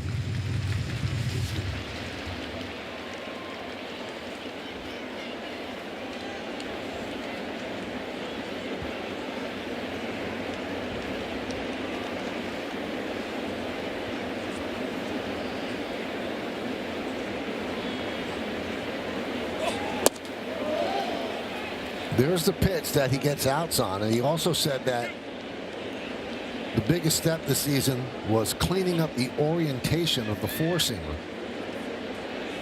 Signed a minor league contract with the Yankees in December, have played 3 seasons in the Twin system and 3 in the Guardian system. Runner goes. Lined into right field, coming on Jones will make the catch. He's going to get a double play. He will flip it into Garcia, who will step on the bag to double up Springer, and that'll do it here in the 7th. At the end of 6.5 innings to play, it's time for the 7th inning stretch. The Blue Jays lead the Yankees 3-0, but we're going to stay right here as we honor America in the Bronx.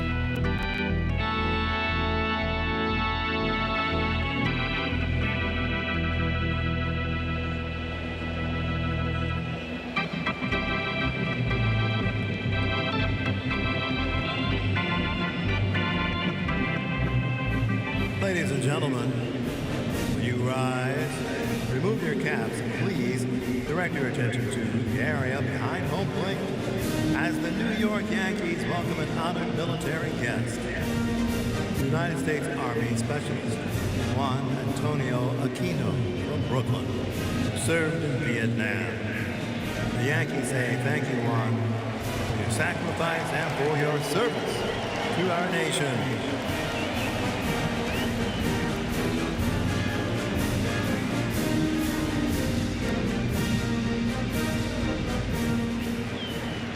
now, ladies and gentlemen, please join us in singing along with Robert Merrill's rendition of God Bless America.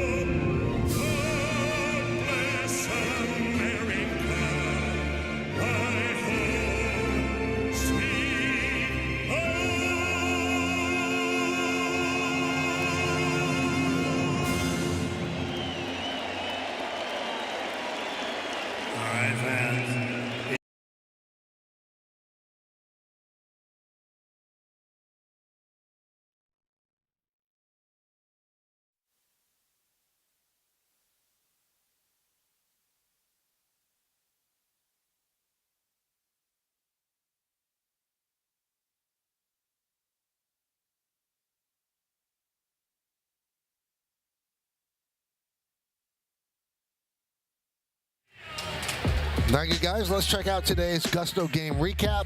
12 hits for the Blue Jays, a big 0 for the Yankees in the hit column. Cease has gone 6 innings, walked 4, struck out 8. Springer 3 hits. Ryan Weathers left with an injury, left forearm discomfort. Yari De Los Santos picked up 2 2/3 innings. Garcia leads off in the bottom of the 7th inning. And a strike is called. Garcia is going to challenge it. ABS powered by T-Mobile. And he gets it right. It's a ball. 2 left.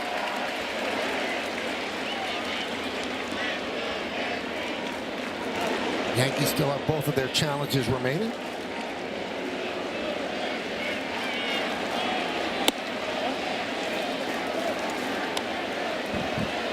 Two and 0.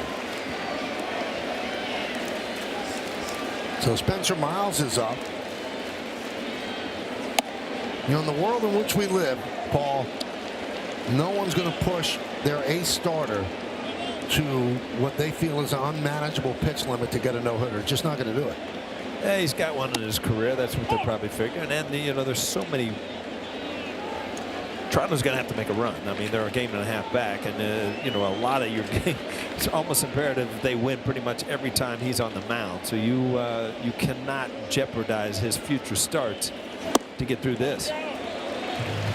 And there's ball 4. If Kirk had a challenge, it looked like he would want a challenge there, but a walk, 5th walk issued by Cease. And, you know, the 5 walks, Paul, why his pitch count is so high right now. And look, he wanted to tap. I mean, he was going to his head. Yeah, he wanted to challenge it, but there's no challenge.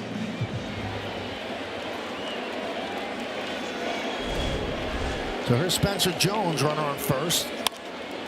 High fly, left field. Straw toward the line will make the play. Garcia will head back to first.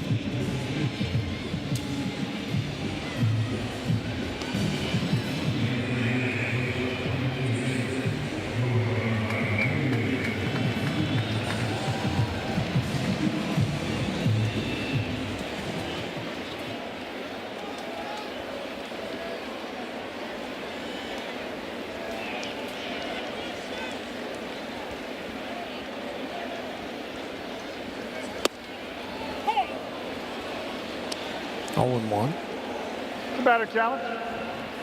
And now it will be challenged by Lombard. And he gets it right, powered by T-Mobile.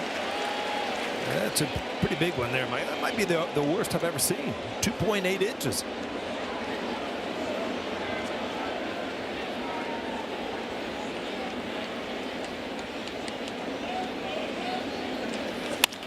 Grounded up the middle.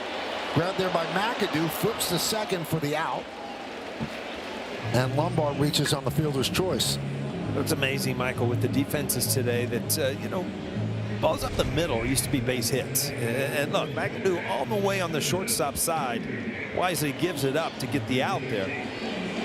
But I mean, you used to be able to make a living by hitting the ball up the middle. No longer.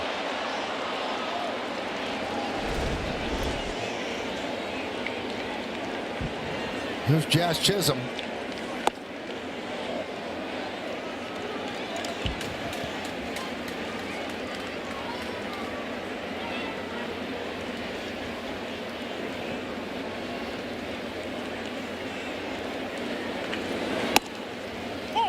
One and one.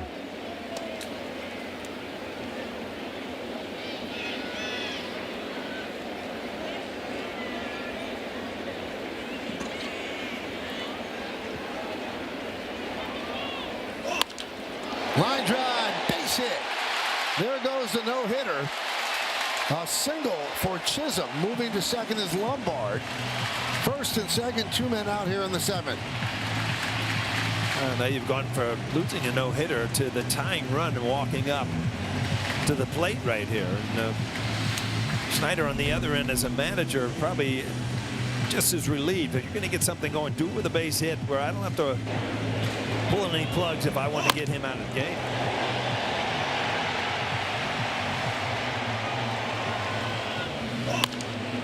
Fastball Jazz, no problem getting to it. All hammered to right field.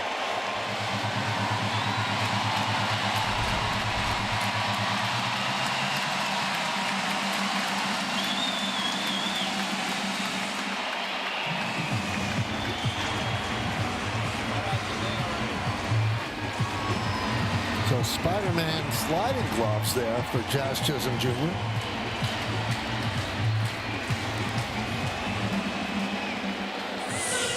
But Cease, they don't get a lot of use. Well, not a lot of hits out there. Maybe the Yankees feel that they've got Cease in their web. Ooh. Wells takes low.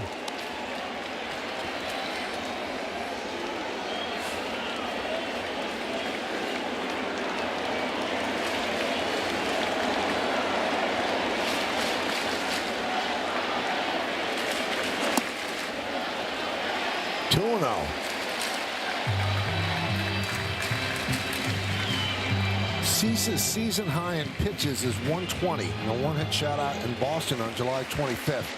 And that's the Major League Baseball season high. So he's at 108. In his start last weekend against the Yankees in Toronto, he threw 104 and 6 1/3.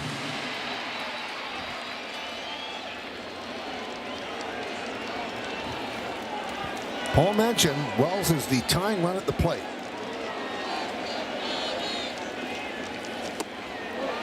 Trying to tie it right there. 2-1.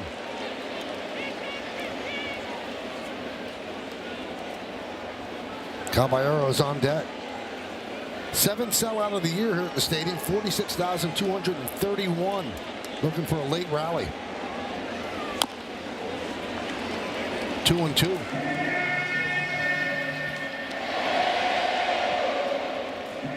Of the 4 times that the Yankees were no hit through 6 innings since last year, they actually won 2 of those games, including last May 7th against Cease and the Padres.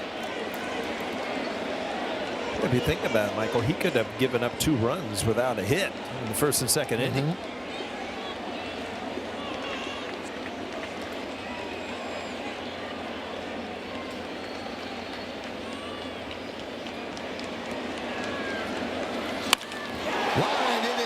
Hit into the birds. Wow. Scoring is Lombard. Moving to third is Chisholm. Yankees on the board. An RBI single by Wells. It's 3-1 Toronto. Well, he went to the well one too many times with another off-speed pitch, and Wells got this one and lined it into right center field, as he called it, Michael, into the birds. The birds have been all over the field. Well, they were in the hit zone right there. Again, another breaking ball. This one kind of hangs out over the plate. A big hit for Wells. I told you get a base hit if you make those birds scamper.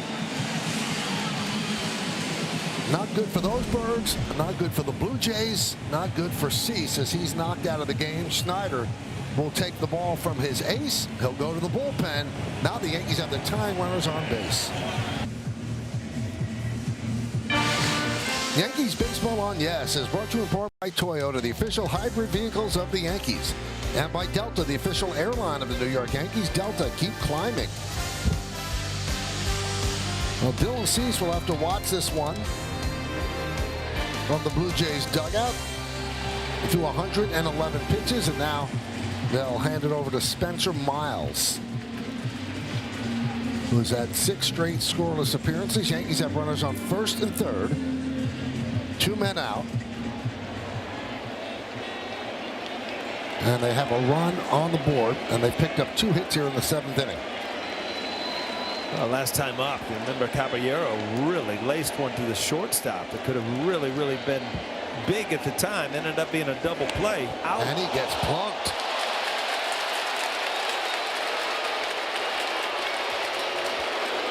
So that's going to load the bases, and it brings up Trent Grisham, who certainly has the propensity to come up big in these situations. He's high slugging percentage in late game, high leverage situations, and that's what this is. Yeah, pretty much game on the line right here. I mean, you get back into this with a big hit, tie this thing up, then you start thinking, no, we can beat their bullpen. We talked about Varland, who is their closer. But the Yankee are very comfortable in playing these close games.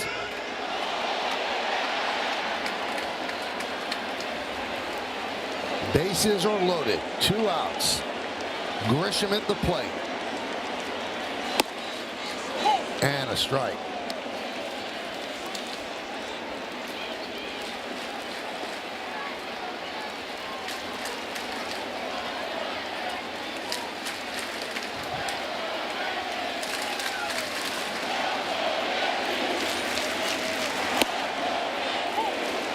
Got the curveball in there, 0-2. Yeah, quickly 0-2. Fastball, curveball, both right there.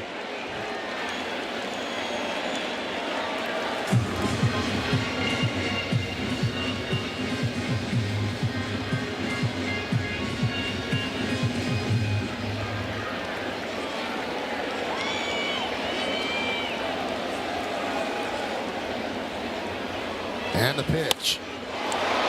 Foul away. Well, Miles not wasting any time. Went right after him.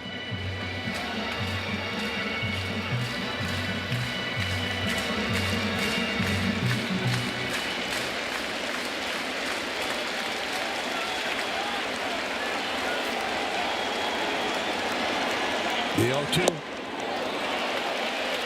1-2.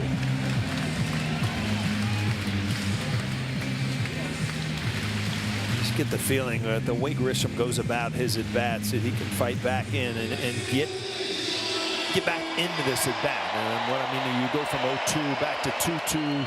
All of a sudden, you feel like the momentum changes from the pitcher to the hitter.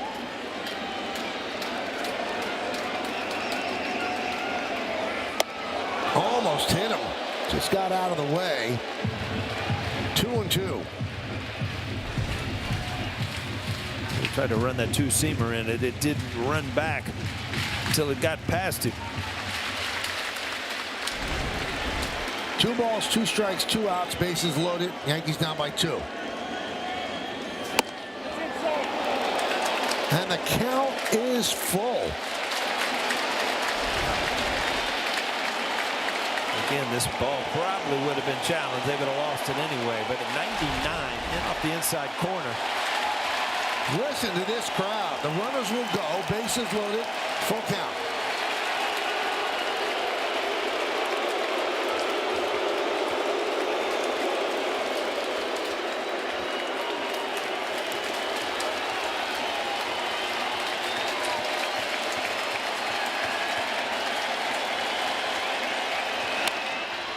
Ground at first base. Nice play there by Guerrero. He steps on the bag, and that'll do it. Well, the Yankees get a hit, they get a run. It's 3-1. We go to the 8th.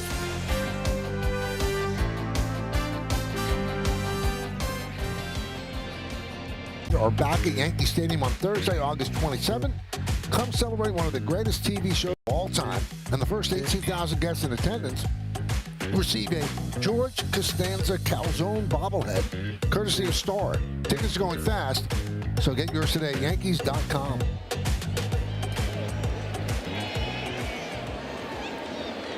Hanner stays in there, bottom third of the Blue Jays order as we go to the 8th inning.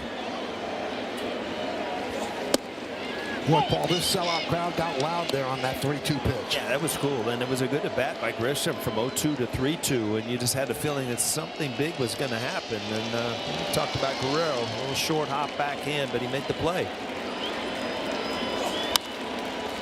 Fly ball, left field, in the seats, foul.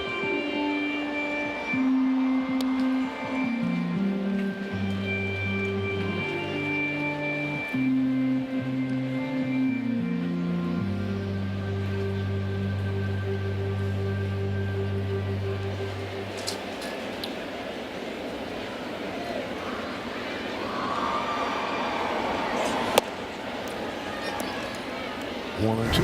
Take a look at the Allstate Good Hands replay. This was not an easy play at first ball. No, it's an in-between hop where he had to go after it, and it's a backhand play. But we've talked about Vlad, you know, how good he's become at first base. And, you know, the situation of that play makes it even bigger. Bases loaded, 2 outs.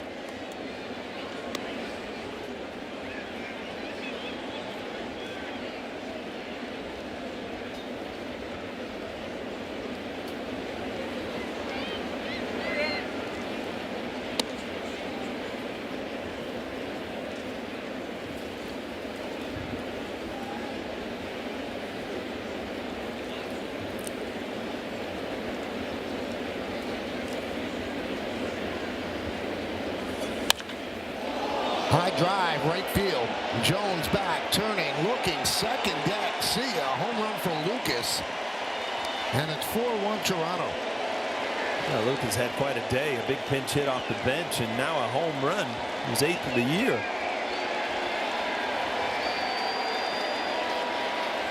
It's amazing how, you know, momentum changes. You're on the Grisham, crowds up, ready for something big. You get out of that jam, and then a leadoff home run.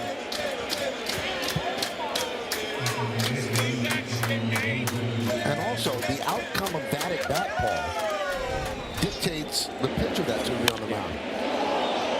They probably don't have Hanner in there if the game is tied, even if it goes to 1 run. McAdoo pops it up. And the ball's dropped. Garcia was so concerned with running into McAdoo that he slowed himself down. He couldn't get the ball. Yeah, and, you know, McAdoo cannot run into him, and he was still in the baseline. But Aaron Boone's going to question it that he got in the way. But there's really nothing he can do. I mean, he's running down the line. At some point, he's going to have to get away from Garcia and not hit him. But Garcia, you're right, was checking him out the whole way.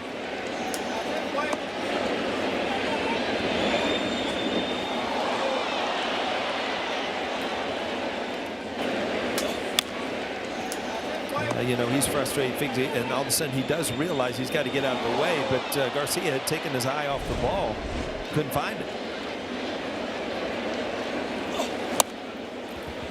And it seemed like Garcia felt the onus was on him, but the onus is on McAdoo to get out of the way. Yeah, you got to concentrate on catching the ball and realize that the runner cannot run into.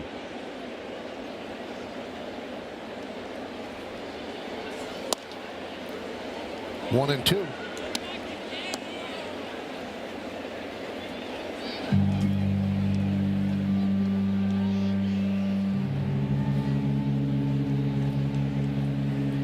The home run by Lucas, the 13th hit for Toronto.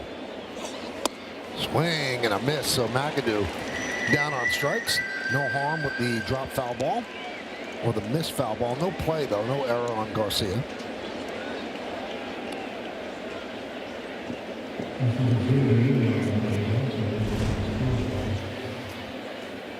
Well, the four-seamer just got a little bit too much of the plate.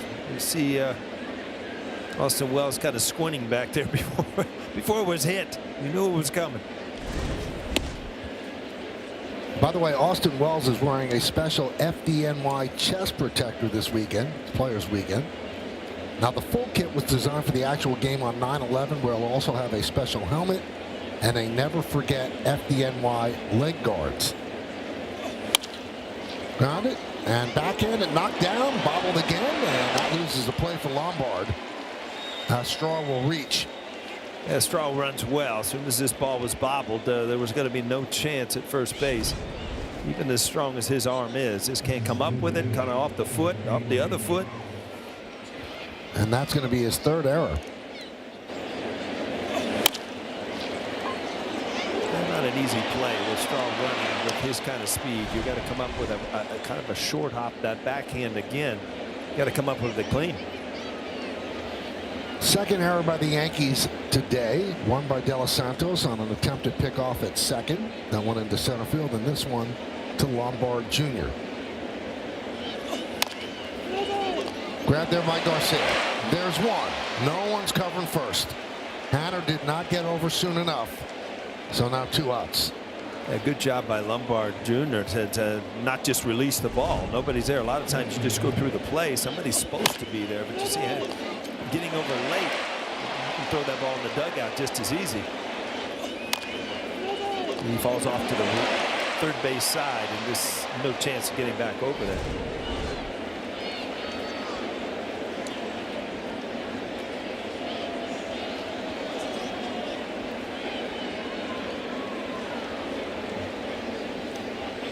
So here's Vlad Guerrero Jr. 4-1 Toronto, top of the 8th.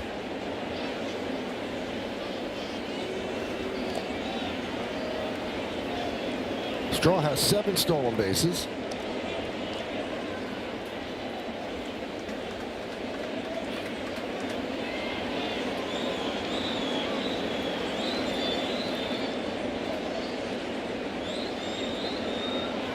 That's Bateman at first because of fielder's choice. He has 1 stolen base.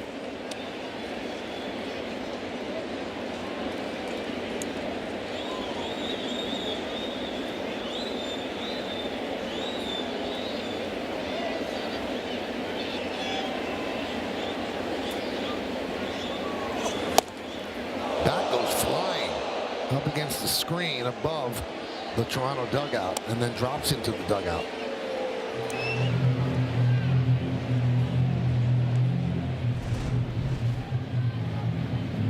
Quite a launch right here, kind of reaching for it, ball away off the plate, and just totally lost total grip of the bat. Girardi told me he never did that. Did you ever do it? Don't ever remember losing a bat like that. I really don't. Is it because they hold it without much of a tight grip? Possibly out in your fingers to the point where you start to reach and your fingers extend and you just lose grip of the bat.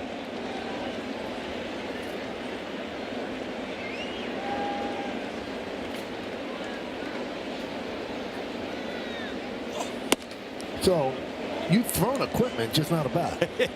I've thrown a bat a few times. I left my hand that way, but not on the actual swing.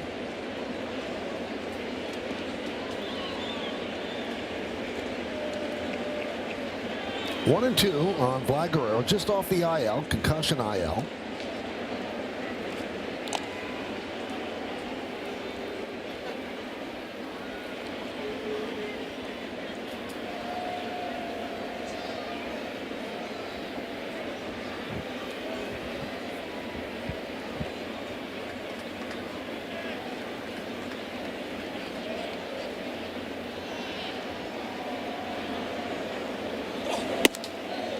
Two and 2.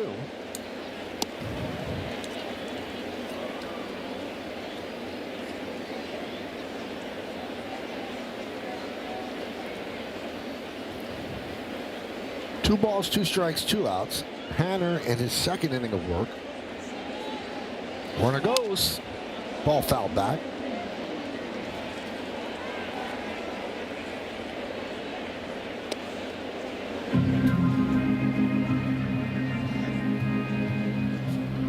Almost seemed like Jazz was like leaning down to say, fouled it back, fouled it back. As Bateman slid by.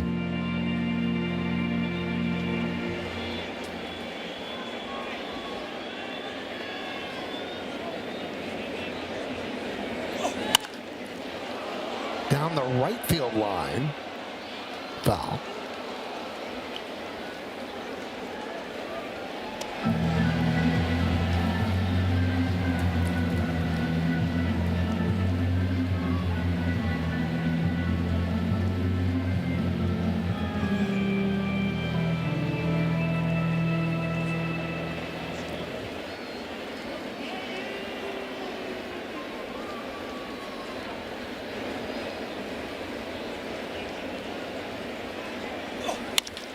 Up the middle and through for base hit. A bullet to center field. Bateman will stop at second. So that's the second hit for Guerrero. First and second, 2 outs, and here comes Boone. That's a good day of at-bats for Guerrero every single time up. Jazz got the one fluke fly ball, but every other ball has just been centered and hammered. Line drive after line drive.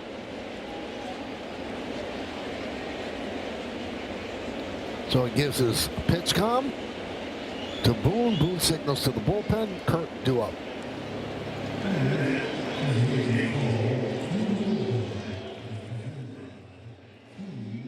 Yes is brought to you in part by Amazon. Spend less on your kids for back to school. By Mohegan Sun, beyond your wildest. And by the Hyundai Getaway Sales Event. Deals so right, they almost feel wrong. Only at your local Hyundai dealer. Pretty good hitters there.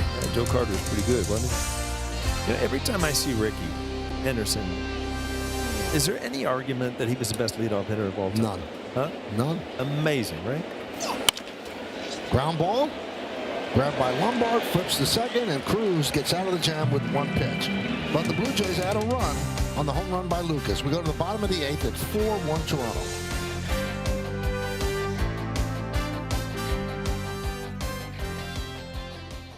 Browns Buds just dropped, and you can stream it anytime exclusively on the Gotham Sports app. Fun for the whole family.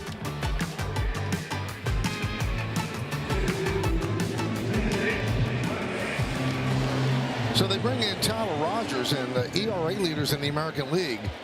The Blue Jays have 2 of the top 4. Louis Varland, their closer, then Baker with the Tampa Bay Rays, Hedrick, and Rogers. And their strike is going to be challenged by Ben Rice. Thought it was outside. ABS challenge powered by T-Mobile. And it's a strike, so the Yankees are down to 1 challenge.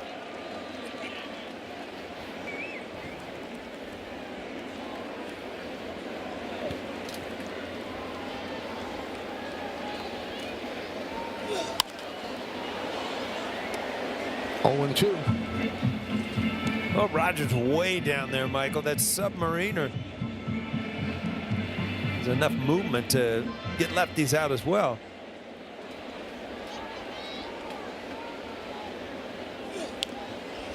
And he gets plunked. So Rice on base with a hit by pitch to start off the 8th inning.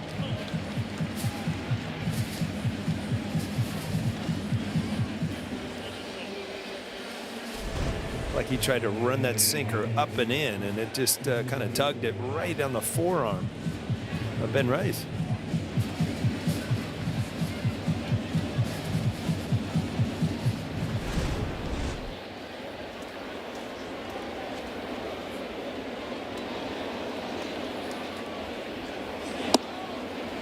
And Ramos takes a strike.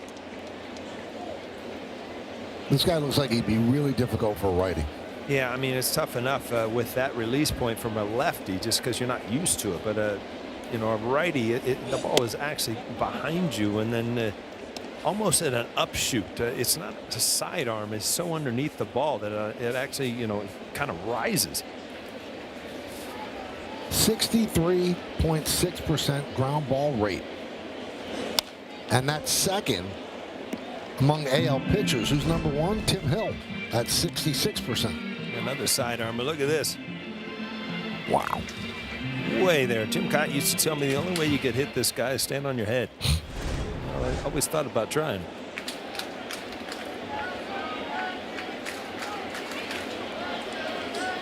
Swing and a miss.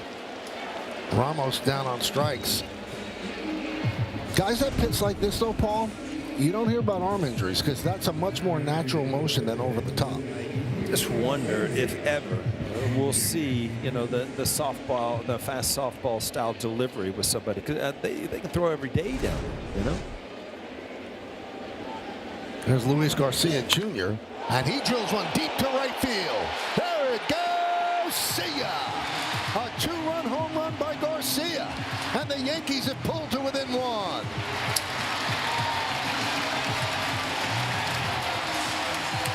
Well, number 26 of the year, and a big one right here. I mean, don't get behind in the count. Boom. We talked about much better look at the ball from the left side. Garcia had no problem there. That was a missile in the second deck.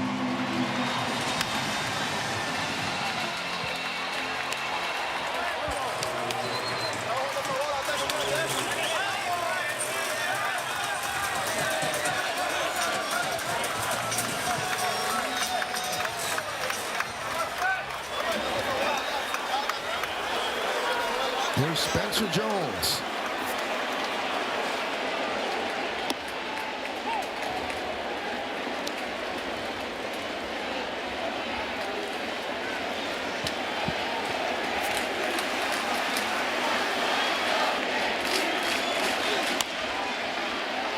Grounded first base, fair ball, grabbed by Guerrero, 2 away.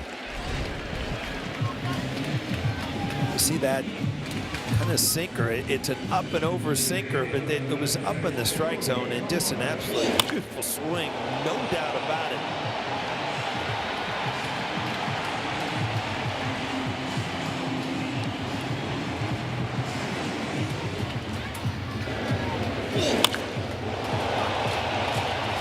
When he gets it all together, he has such a quick bat from the back of his swing to the baseball. George Lombard takes a strike. That's the first home run this year that Rogers has allowed. 58 and 2/3 innings. That's the most in the majors this year without allowing a home run until Garcia connected.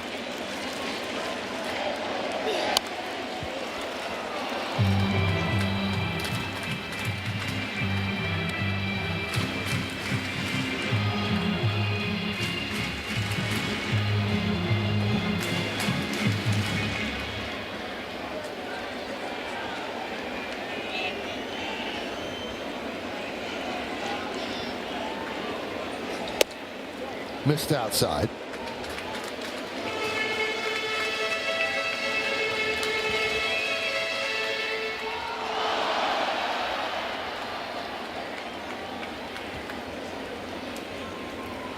Rogers deals. Swing and a miss. Lombard down on strikes. But a hit by pitch, and then Luis Garcia Jr. hits the first home run of the year off of Tyler Rogers. And when it lands, the Yankees have pulled to within one.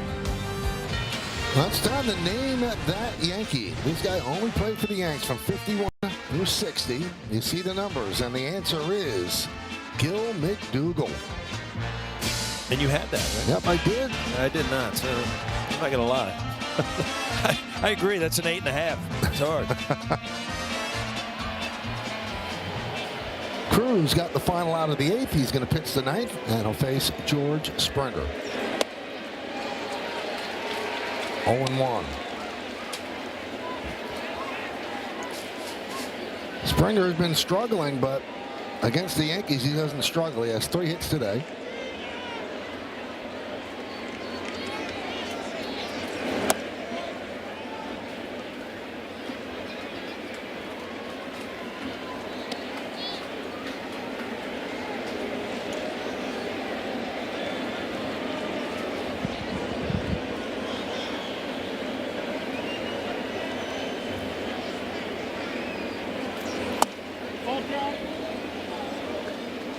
Two and one.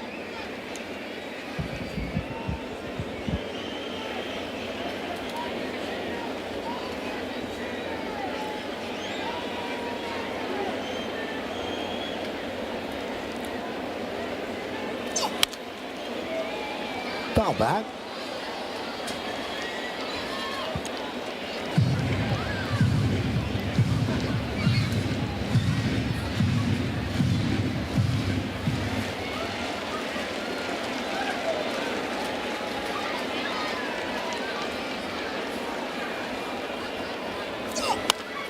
Grounded foul.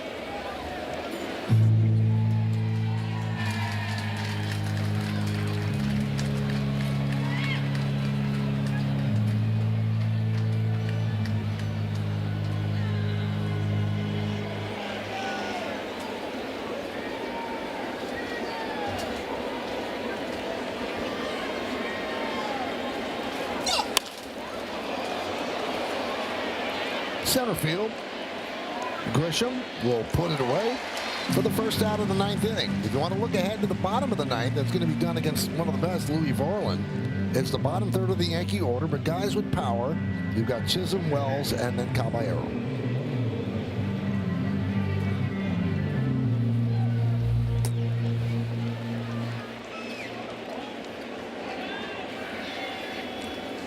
Here's Okamoto. Series finale tomorrow. You've got Carlos Rodon against Jose Soriano.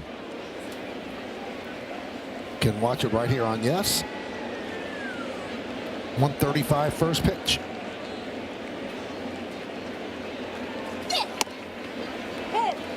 Oh, and 2. Okamoto 1 for 4.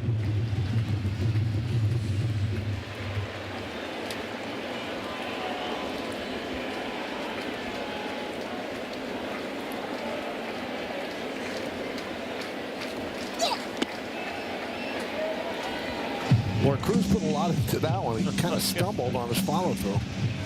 Like he was going to fall over. The selling that split finger with the arm speed and kind of falling off to the first base side. Yeah.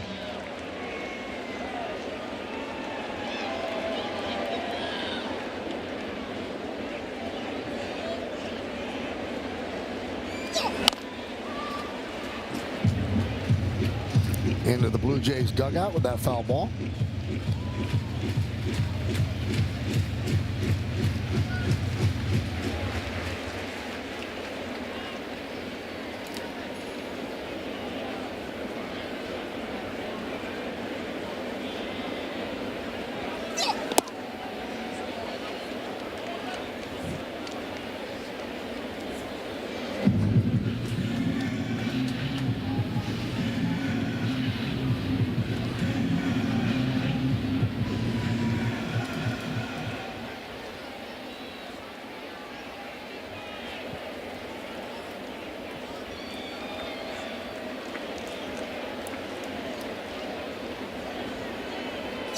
Swing and a miss. Got him.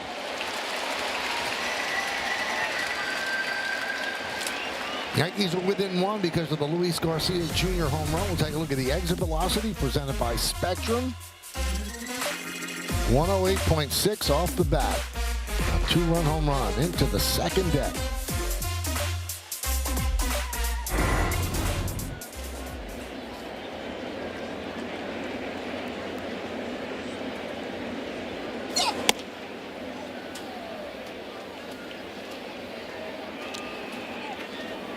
You see those shadows starting to creep out there. It's not a fun time for hitters when pitchers in the sunshine and you're in the shadow.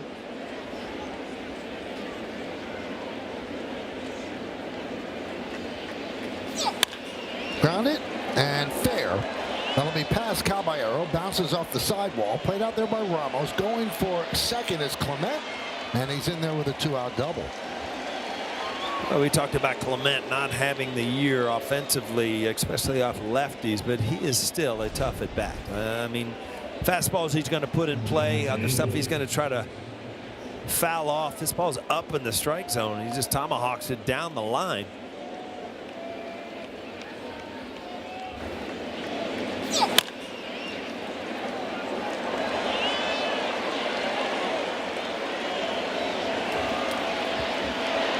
So here's Nathan Lucas, his home run in the 8th. That's the difference in the game right now.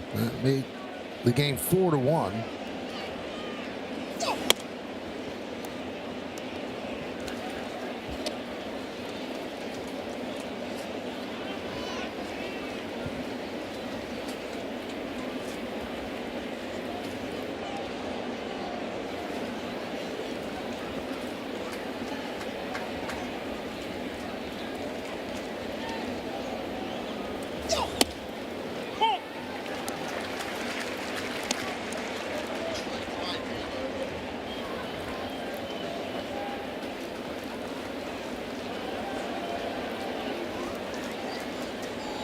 Lucas came in as a pinch hitter, and he's driven in 2 runs. That one gets past Wells all the way to the backstop. Now it's Clement, rounds third and stops there. And here is the home run off the bat of Lucas. Yeah, right when the Yankees just made an inning before where they tried to tie it up, and boom, again, the Blue Jays, and now that becomes a huge run after the Garcia Jr. home run. That's 4-3. Wild pitch, allowing Clement to go to third.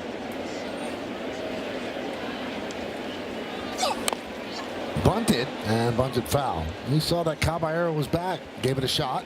It was a easy RBI right there if this is a foul ball. Caballero almost in left field. This pitch was thrown. I mean, any kind of unfair, and you've just stolen a run, but not able to get it down.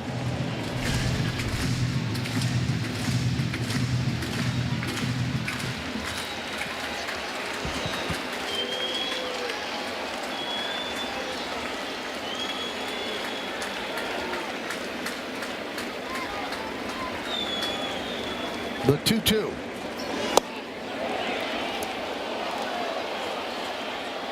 Three and 2.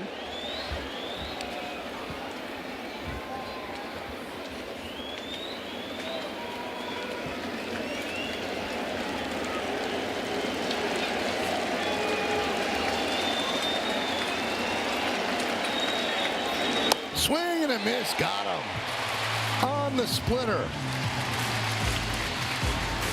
We go to the bottom of the 9th inning. Here's who's coming up. Chisholm, Wells, Caballero. Do the Yankees have a rally in their bones? It's time for the Mercedes-Benz road ahead. One more game against Toronto. 1:35 start on Yes. Monday's an off day. Then the Astros come to town. 3 night games. Wednesday will be on Prime. And then 4 games against the Red Sox next week, and the doubleheader on Saturday. And game 1 will be on Yes. Game 2 on Saturday will be on Fox. And game Friday will be on Apple TV. But now we worry about the bottom of the 9th inning. The Yankees were being no-hit into the 7th inning. They scratched for a run, then a 2-run home run by Garcia. Now they'll have to rally against Louis Volin, one of the most impressive closers in all of baseball. First up, Chisholm.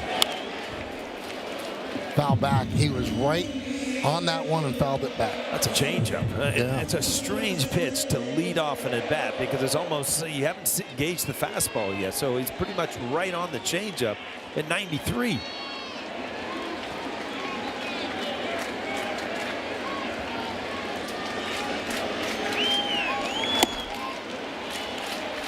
Well, there's his fastball, 0-2. Yeah, 99. That's what you assume's coming pitch first, and then you take a little off. But he got away with it for that changeup first pitch. Jazz had the first hit in the 7th. And now leading off the 9th. So it's the bottom of the order. If anybody gets on, it's going to be Grisham.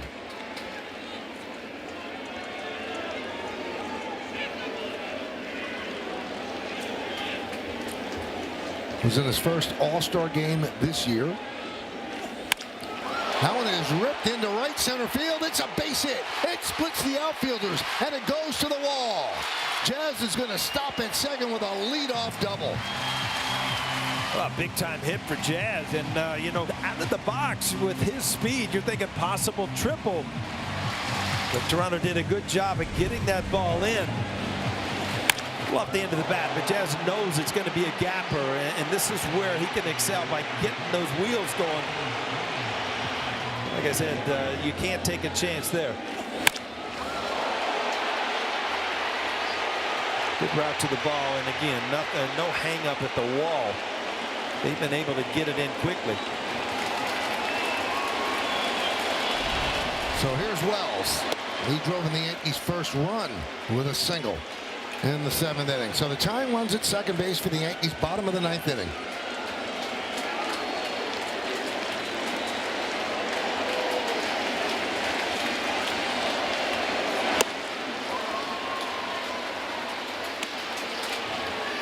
You got the changeup, throws the knuckle curve, fastball at 100 miles an hour. He's a tough customer. Caballero on deck. Yankees only have righties on the bench. There's no lefties to send up.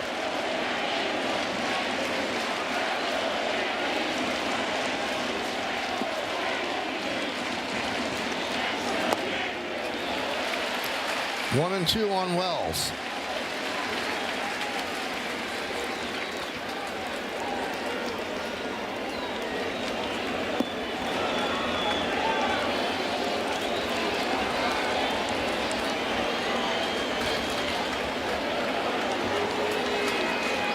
And the pitch. Foul back. 100 miles an hour. Yeah, good pitch to hit. The only problem was location-wise, but the only problem was it was 100.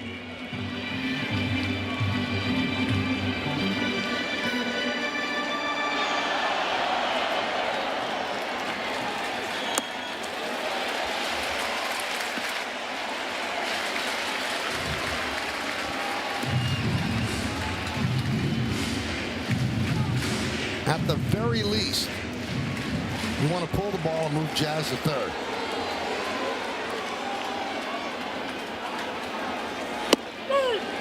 Strike three, and it's challenged by Wells. ABS challenge powered by T-Mobile. Let's see if he gets it right. No, it is strike three. 0-11. That close. Good pitch right there. Wow.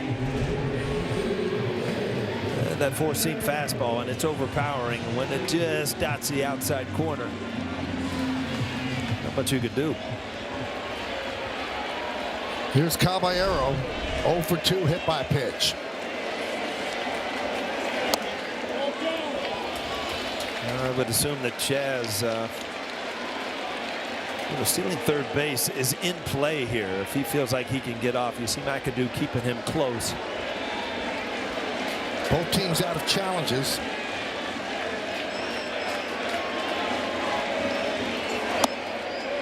And a strike, 1-1.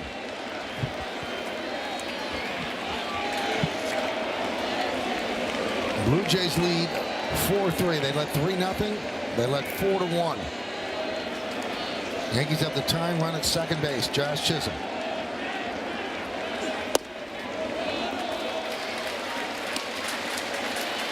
Two and one.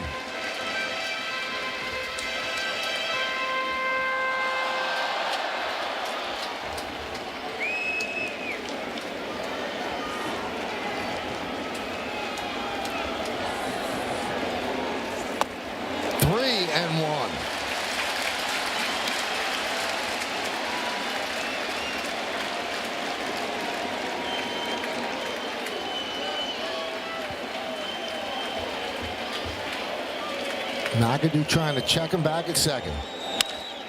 Ground ball, third base. Okamoto. And the Yankees are down to their final out. And after that final out, get highlights, analysis, clubhouse interviews, and we'll hear from Aaron Boone on the manager's report. This all coming up on the WB Nation Yankees postgame. Well, we've detailed Grisham's late game heroics. It's all set up for him right here for the Yankees to make this grand comeback. 2 outs, runner at second base. Trent Grisham at the plate. 0 for 3 today. 1-0.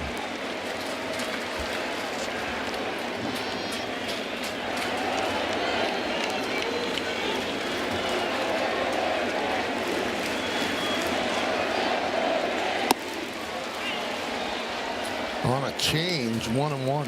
Yeah, that's where it really becomes tough, Michael. 100-mile-an-hour fastball in the shadows, and then you can't really see the spin because of the shadows. You just don't pick up the changeup.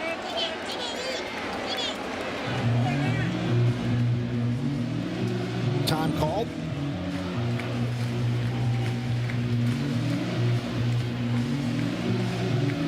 Garland wanted to step off the mound. He was staring at Jazz, and if stepping off the mound, it sometimes can show the grip that you had in the glove.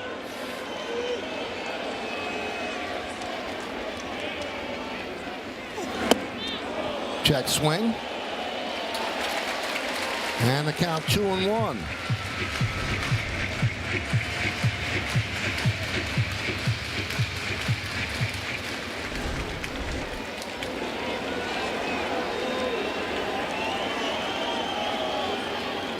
And the pitch. Fouled in front of the plate, jumped up and got him on the shoulder, 2-2. So down to the final strike.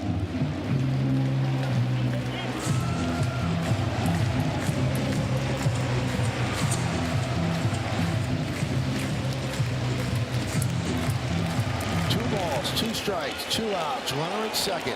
Yankees down by 1, bottom of the 9th inning.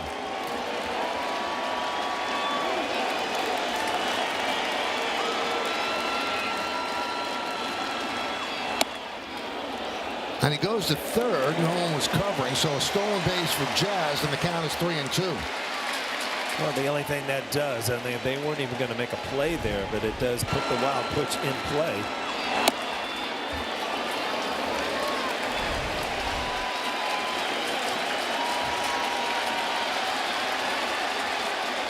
Swing and a miss. And that'll do it as the Toronto Blue Jays hold on 4-3, and the Yankees' 5-game winning streak snapped. Well, these are one of those games. I mean, the Yankees battled. The big question is Ryan Weathers, obviously, but they battled. They gave up 15 hits today. A lot of ground balls finding holes. They hit some balls hard that didn't come through. You know, they battled to the end. Just couldn't come up with a big hit. A little bit out in front, a little bit over the ball, and Borland holds on to close it out. So the Yankees lose. Series tied at a game apiece. Tomorrow's the rubber game. We come back with awards in the postgame after that.